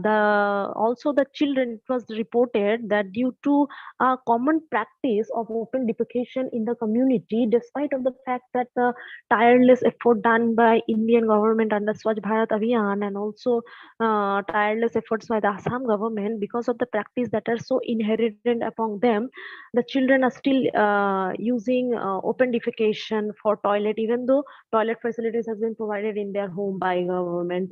Also, the community hygiene practices are also very poor. In the study tea garden that I have studied in my data collection, so the report says that 60.3% people maintain household hygiene, but there are also 68.3% people under the household hygiene. The some practices like utensils, like washing the utensils and washing their hands with soap and mud. So 60.3% people maintain the practices of washing their utensils. 24.4% people washes their hands with soap and mud. 3.2% people. But when it comes to community hygiene, it is very poor, because the report shows that 63.2% people throw the garbage outside their house, and 30.9% people throw the garbages in a drain, whereas only very minimum percentage, that is 5.9% people only dispose it in the dustbin. So when the community hygiene is not maintained and carelessly garbages are thrown outside, it actually breeds mosquitoes, and mosquitoes can spread malaria, and a lot of other problems can also happen. And then the study also shows that 67.6% people in the study tea garden are habituated. They are habituated with the unhygienic practices, and they are very reluctant to change. Only 20.6% people follows the daily hygiene routine in the both household and community. The worrisome result has also come up in other tea gardens such as Makepur and Geleki Tea Garden, which are situated in Sibsagar district of Assam state in India. In Makepur district, it was found that 30% people suffered from dysentery, 15% people have suffered from malaria, and 50% people have suffered from more than 2 diseases. In Galeki Tea Garden, it was found that 30% people have suffered from dysentery, 10% people have suffered from malaria, and 55% people suffer from more than 2 diseases. So the data actually shows that condition of both personal and communitarian sanitation are very poor in the tea gardens, which has been discussed earlier. In Makepur and Galeki tea garden, it shows that 90% people avail water from the community water system and 10% people avail it from tubewell and hand pump, which also shows that the tireless effort that has been done by government of India and also by state government of Assam in providing the marginalized community with water facilities. But as discussed earlier, that how the inherent behavior that has been practiced from the colonial period to now has actually not changed the people's behavior in maintaining hygiene and health practices. Mm, but there are also some positive reports, particularly when it comes to maintaining personal hygiene. It shows that majority of the people wash their hands before meal and clean their houses daily.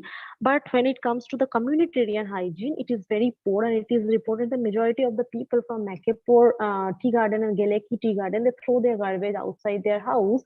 And also these people are not aware about the importance of sanitation practices and the diseases related to it that might cause to them if the hygiene practices are not practiced properly.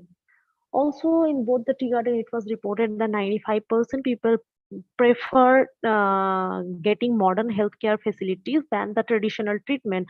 Why the question of traditional treatment also comes, because there are lots of research report that has been done in the tribal areas of India. It has shown that if the people in the tribal areas have suffered from any diseases, they rather relate it with their own traditional faith than to modern healthcare facilities, and they try to heal through the household measures, or they go to the traditional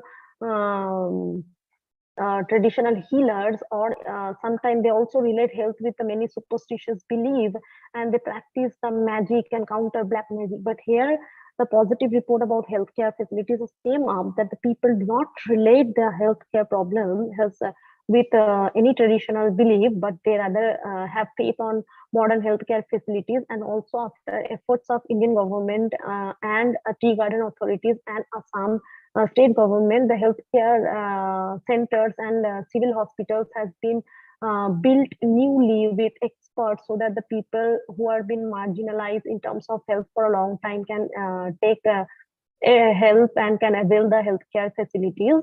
However, the report of GK Media and Hazarika from the Arjun Tea state has shown the similar reports, like 1.7% people have reported cholera and 12% people in tea garden do suffer from diarrhea. 65.4% people suffer from intestinal helminthes. The report suggests that the cases of diarrhea and intestinal helminthes are also high among the people who defecate in open area as compared to the one who are having personal well-built toilets. 65.4% people have reported of having worm infestation, and 6.7% people have reported a respiratory problem, and 0.6% people have reported of having file disease.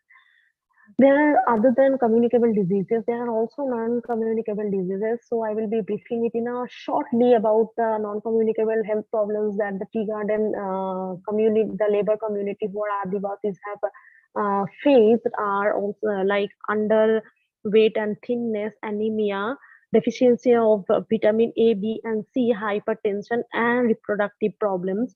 So these problems are more among the community, because still after so much efforts by government of India, or so many protests which has been happening within the community, the wages which are paid by the private entities to the laborers are very less, and due to low wage there is poverty, and poverty has ignited malnutrition within the community, and henceforth due to malnutrition they suffer from the lots of deficiencies like vitamin A, B, C, and anemia and underweight. And of course hypertension problem has been reported among the communities because they faces the problem of poverty and low wage, and within the low wage they have the problem of managing with that little money to their family. So this problem has triggered hypertension. And also when there is problem of anemia, loss of blood, and menstruation hygiene problem has further lead to reproductive problem within the women in the community. So the data, GK Medhi and Hazarika's work from Arjun Tea State has shown that 59.9% school-going children in tea garden are underweight. 73.1% women has reported thinness, and 65.7% man has reported thinness. 71.8% female reported of having anemia, and 72.2% male has reported of having anemia. 2.2% people has reported of deficiency of vitamin A and B. 3.2% people has reported a problem of having deficiency of vitamin C. 8.7% people has reported of having back pain. 49.1% people has reported of hypertension, and hypertension also there is a correlation between tobacco use and hypertension. More a person use tobacco, more hypertension is there, and also when the person is in hypertension, they tends to smoke tobacco. So this is also correlational between each other. About reproductive problem that is there among the women in tea garden, the reproductive health is crucial as a part of general health and also human development, but it is a deciding feature for maternal mortality and morbidity in India. Particularly, women has been suffering from reproductive health for quite a long time. The reasons for problem that has came up regarding women's reproductive health are that women lack knowledge about safe sex, there are lack of contraceptives, there are lack of affordable and safe abortion facilities, lack of information about gynecological facilities, and also it was reported that still women in India, or particularly people in India, relate reproductive health with lots of taboos. Henceforth, people do not come up and discuss about all these things, and same thing has been reported in the tea gardens of Assam, that women do face lots of complications during their pregnancies. And the tea garden that has been covered for the research work was Borbam Tea Garden from Sibsagar district. It has shown that how women are having alarming condition about reproductive health. The total population of the tea garden was 3,408, whereas 1,678 females are there and 1,730 males are there. And when the researcher has asked, do the women have basic question that were asked to the women to know, understand that women are having knowledge about reproductive health or not, when they were asked that whether these women are having knowledge about reproductive health, 38% women have said that they have knowledge about reproductive health, whereas 62% women have said they have no idea about what is it. So again, here it shows that how lack of education has marginalized the people. Also, 38.8% women have different perception about reproductive health. 30.2% women understand reproductive health as safe motherhood, whereas 52.63 women has understood it as a maternal well-being, and 13.15% women believe that it is a problem regarding childbearing, and 79% women has responded that they do not know regarding the importance of maintaining age gap between the children. 21% women has said that they know about the importance of maintaining the age gap between the children, and they have known from it from the ASHA workers that are working in tea garden. 57% women has reported that they are aware about the program called registration of pregnant women, and also regarding menstruation. So menstruation is a normal psychological process in India. However, it has been because of some social taboos that are related to it, it has been shown that women are menstruation has been always related, like tagged with unclean, impure, and women's participation were restricted during this time from domestic and the religious activities. Particularly in tea garden, if we see tea garden of Assam, if we see the women face lots of social, physical problem during menstruation and maintaining hygiene. 62% women have responded that they do have problems during menstruation, like they reported of having heavy bleeding, itching, stomach ache, body pains, swollen stomach ache. 73% women has answered that during this time they prefer to take traditional medicine like ginger paste, tulsi, etc. 27% women has responded that they have visited the garden hospital which are made by government if they face any problems regarding menstruation. 56% women has responded that they do use sanitary napkin during menstruation. But again, 44%, which is a huge number, do not avail the sanitary napkin and use alternative methods such as sand, cloth, and leaf. 59% women has responded that they prefer institutional delivery. 39% women, among whom the majority are less educated, they prefer home delivery. Some of the reasons which have been dotted down and has been came to the notice through the research work, that the reasons for poor reproductive health among the women are poor socioeconomic condition, the social barrier that has been faced by the women, of course, lack of education, lack of socialization, lack of knowledge about the reproductive health, social taboos and superstition, heavy workload during pregnancy, negative attitude towards sex and reproductive health. There are few reasons which has came up as the reason for poor health in tea garden were structural reasons, that is income, low income and poverty, low literacy, poor literacy level, poor social position of the particularly women, poor working condition, occupational health hazard, food, poor food like ration are there, but due to corruption and also the remote location of the places, ration systems are not much available, henceforth they cannot access to better food items, and also because of the low wage, the people are not people cannot afford of good food also. The intermediary reason that affects the health of the tea garden laborers in Assam are poor health services, although now government has been started investing into their health and building the hospitals, but since from the colonial time to now they have been marginalized, and the lack and the lacuna that has been created for centuries, it will take time to rebuild those areas. And of course there are gender gap, considering it is a working class population where there is like a lack of education, lack of knowledge, so their understanding about women is poor, and the poor understanding about women and marginalization of the women leads to double marginalization that affects their health also, and the poor social network. The individual reason that for having poor health condition in tea garden of Assam are poor healthcare use, poor diet and the nutrition, and poor lifestyle choices. Poor lifestyle choices means the drinking of alcohol and tobacco are very high among the tea garden laborers, which obviously affects their health and triggers lots of health problems, particularly like tuberculosis.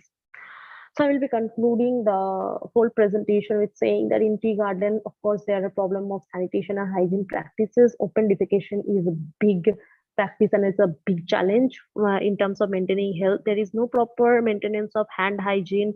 Communitarian hygiene are very poor. Throwing garbages near the home is very common. There is lack of pit toilet in the household. And throwing garbages particularly breed more mosquitoes, and that breeds lots of other problems like mosquitoes, and also water. When water is stagnant into a place, that also triggers other problems like cholera, typhoid and diarrhea. The practices of maintaining hygiene is very poor among the tea garden labor. Some of the other reasons are also poor literacy, poor socioeconomic condition, lack of awareness, knowledge about personal and communitarian health services are very poor, ignorance from the management obviously that they face, and prevalence of the non-communicable diseases such as reproductive problem, anemia, hypertension are also prevalent among the women. The prevalence of above mentioned health problems are high among the women in the tea garden because of undernourishment, social taboos that they are attached with, and the negative attitude that they attach with sex and reproductive health. So these are the referred work that has been done to conduct this study and to prepare this presentation. Thank you. I shall stop sharing.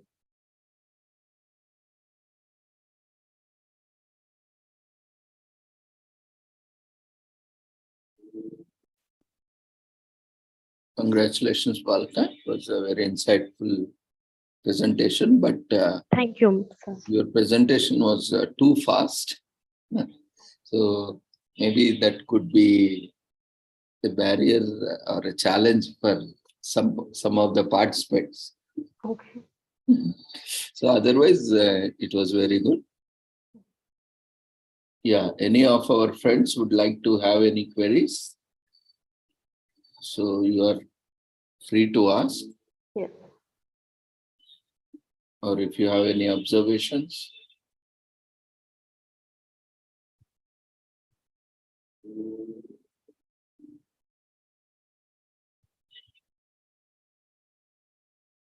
There are no queries. Okay, have you studied in your research about affordability of these various sanitary products and other personal hygiene?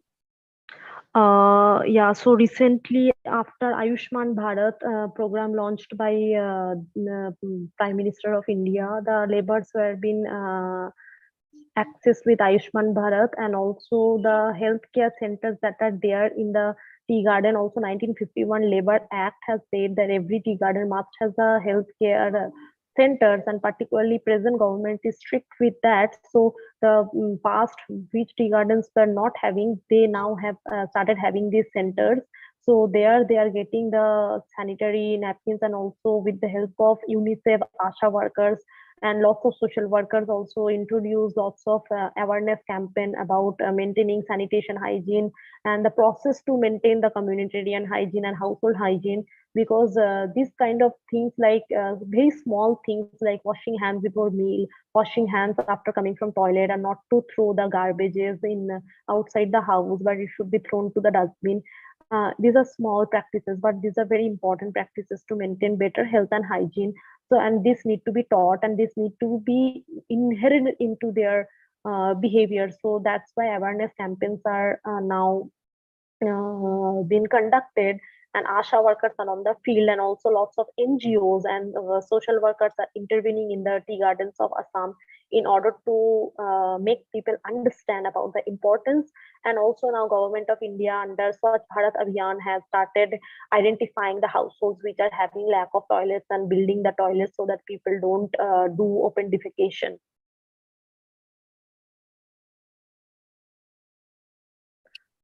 Good that they are able to access under this scheme, and this is benefiting them. Okay. So anyone else has any queries? Okay, then already we exceeded the time, so we will conclude it here.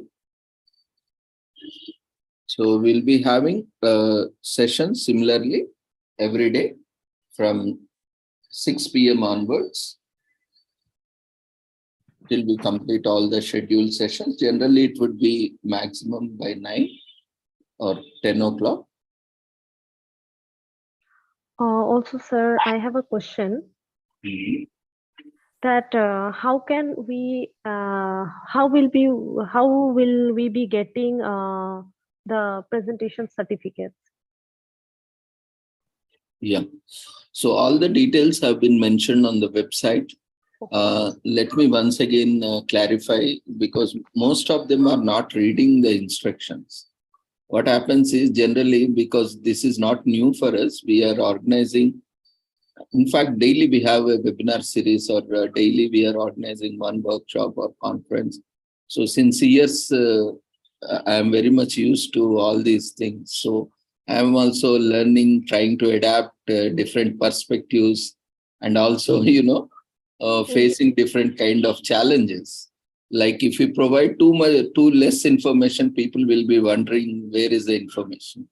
And if we provide too much information, people again, they don't read all the information. So where is within the information available? So that is the challenge. So anyway, let me clarify in a minute or two. Before that, let me raise the poll for this session, so that once we are done with this, we can close the session for today.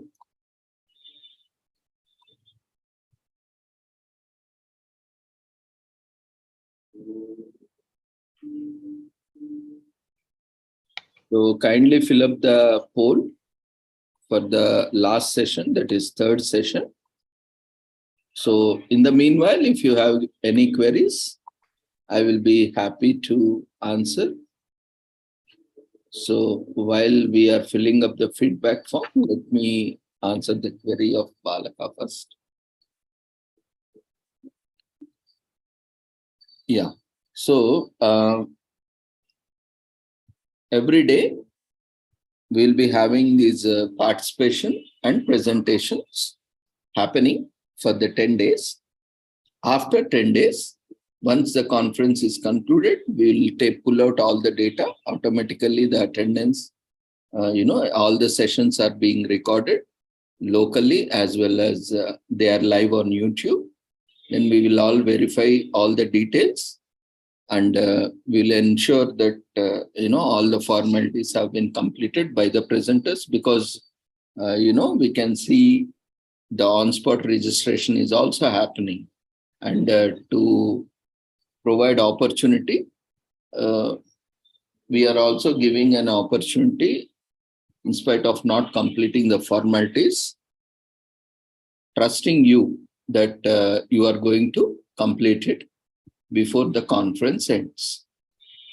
So in that case, we are not able to issue on a day-to-day basis. What we are doing is, after the conference gets completed, within a week's time, we'll be sharing your certificates to your email address. So if you are unable to find or if you have missed out your certificates, you can always visit the website, conference website. From there, you can download your certificate. They will be there. No need to worry. You can download at any time. You can visit the conference website and you can download. So here one clarification is all the information has been provided on the website. Initially, earlier also, we had 20 days conference. So that was, I have never seen that many days conference. So anyway, we had organized, but many faced problem because 20 days, many could not attend. So, but it was a 20-day conference and only those who attend, 20 days were supposed to be given certificate. So there we got many requests. So what we have divided is into each day we have divided, we have organized webinars, workshops, and we divided and tried to give as many certificates as possible for each event. But this time what we have decided is, instead of, doing such a thing, we have planned that every day, on each day, we will be giving you a participation certificate. So whichever day you are attending, registration is once only for the entire conference. You need to register once for participation. And whichever days you are attending, on that day, you will be getting a certificate. So if you attend all the 10 days, you will be receiving all 10 days, 10 certificates, participation certificates. And presentation, for each presentation, you are going to register separately using the same form. You can present as many as possible based on the feasibility of availability of slots. We got enough registrations.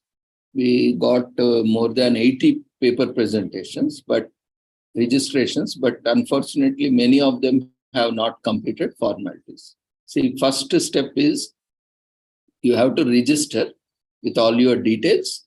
Then there is a format mentioned in the registration form, because you cannot upload your photo or a PPT in the form itself. So you need to share along with basic details. There is a format that has been mentioned on the website as well as on the registration form. And a copy is also sent to your email address immediately once you submit the registration form. So that if you miss out there also, once you can see when it is received in your mailbox, you can verify all the details. And if there is any correction required, you can resubmit the form, a new form. You can just click the same link and you can submit all the details, correct details. And if you need any changes also before making presentation, you can resubmit the form. And after your registration, you need to share all the details. You can just copy the format and paste in your email. And while composing, you can just fill up all the details required and attach the files like CV, your photograph. We are planning to issue photo also and certificate. Otherwise, also it is required for our internal purpose, because certificates can be verified. So for verification purpose, we are taking that. So you need to share your photo and your CV or profile, whichever is available. And you need to share your PPT. And if you are submitting your full paper for publication, you need to share that full paper also. Along abstract is anyway, it is there. You have to share your abstract. And if you have a full paper for publication, so you need to submit that full paper along with your registration form. And that is your details. When you are sending your details to email, you need to send all these details, all files in single mail. Don't send, each file in single mail without any details. Again, it would create again a lot of confusion and it will take more time. So use single mail, and in that one mail, you copy exact format from Google form or website. You paste it into your compose window of your mail, and there you type all the details and attach all the required files and send to the conference email ID. Then our team will verify all the details, and accordingly, if all details are there, then they will schedule. Okay, I have actually shared the details like my photograph, my paper, and the abstract and PPT, but I haven't copy pasted the form format. So what happens is because some details might be missing. So that's why we have given that format so that it is easy. So whenever there is some query, we can immediately, call back or email and make a request. Otherwise, again, we need to go back to registration form data. The process is delayed. So you can. Shall I do that again, like copying the format and then again sending the documents? Yeah, that is required, because without completing that, though you have completed your presentation, you will not be receiving certificate. So that is what I am trying to mention. We are trying to help you. We are always there to help you, but make sure before conference gets completed, you complete all the formalities. Okay. So I have actually shared the documents, and my conference was also scheduled. My name was there. That is scheduled. That's what I am saying. Na? So we have informed you also through email.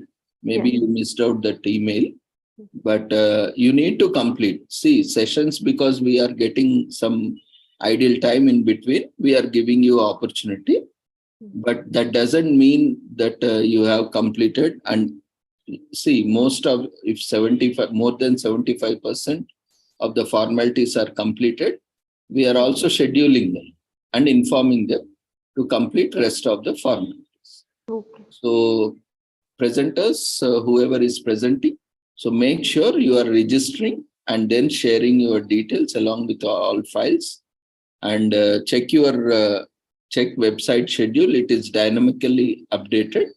So you can check, and accordingly, you can join the session. And also, there is one more opportunity like this, apart from scheduled sessions, because on daily registration is going on.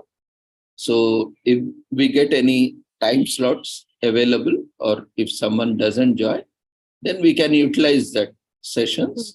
So be prepared, whoever is presenting. If you have presentations, be prepared on that day. If there is any feasibility, we will take it up so that you will also complete your presentation, and we can also best utilize the time. I will do that by today only, that taking the copy pasting the form and sending the documents then. Yeah. So hope everyone is clear with the presentation. Or else can we submit the documents along with the screenshot of the Google form, or it is required to copy paste only?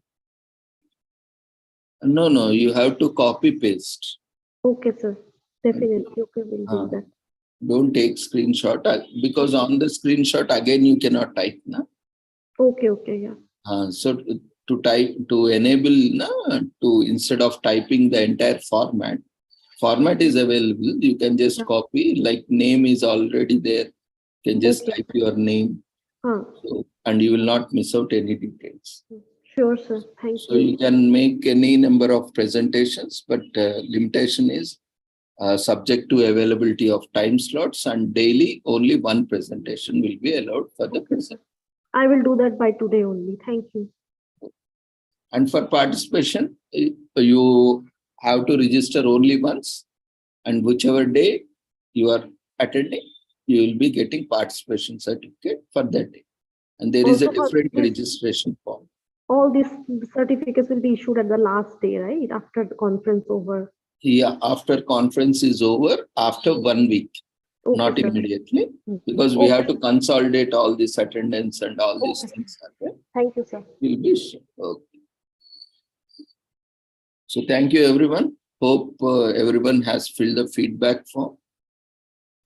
Let me check.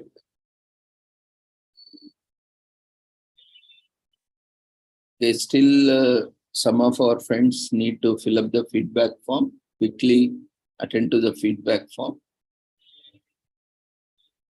And also share this conference information to all your friends who are who can also get the benefit. So all the certificates will be issued after the conference within a week's time, subject to fulfillment of all the formalities. It is mandatory to complete the formalities.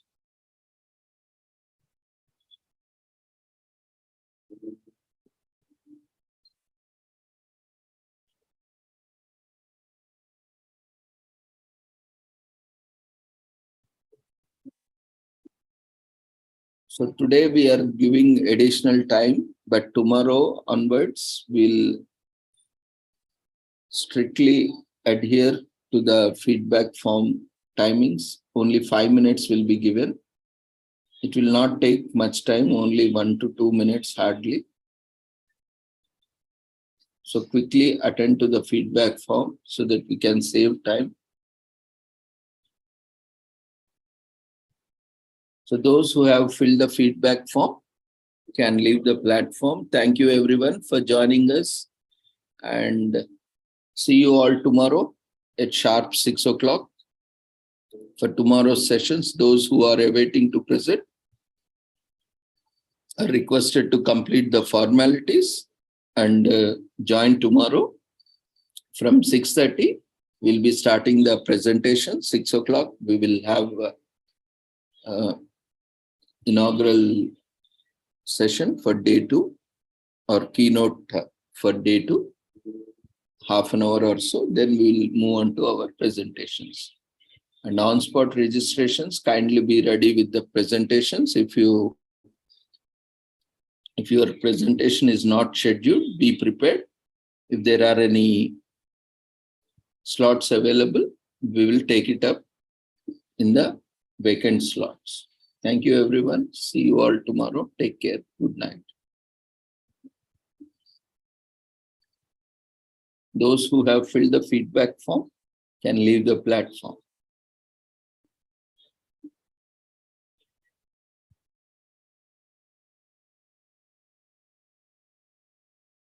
Those who have not yet filled the feedback form, quickly fill the feedback form.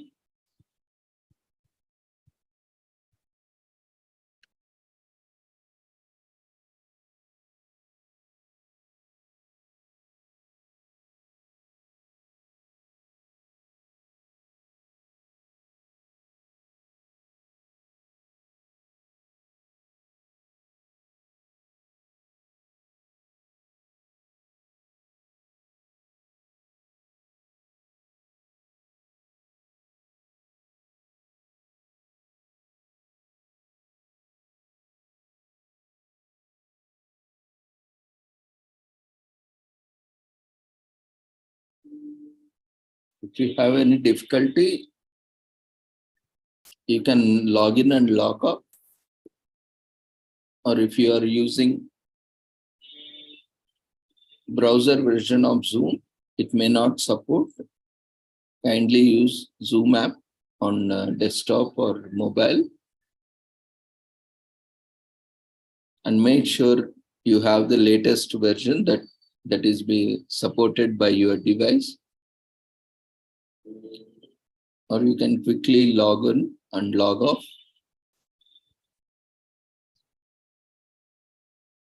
And fill the feedback form. Feedback form is raised in the form of polls.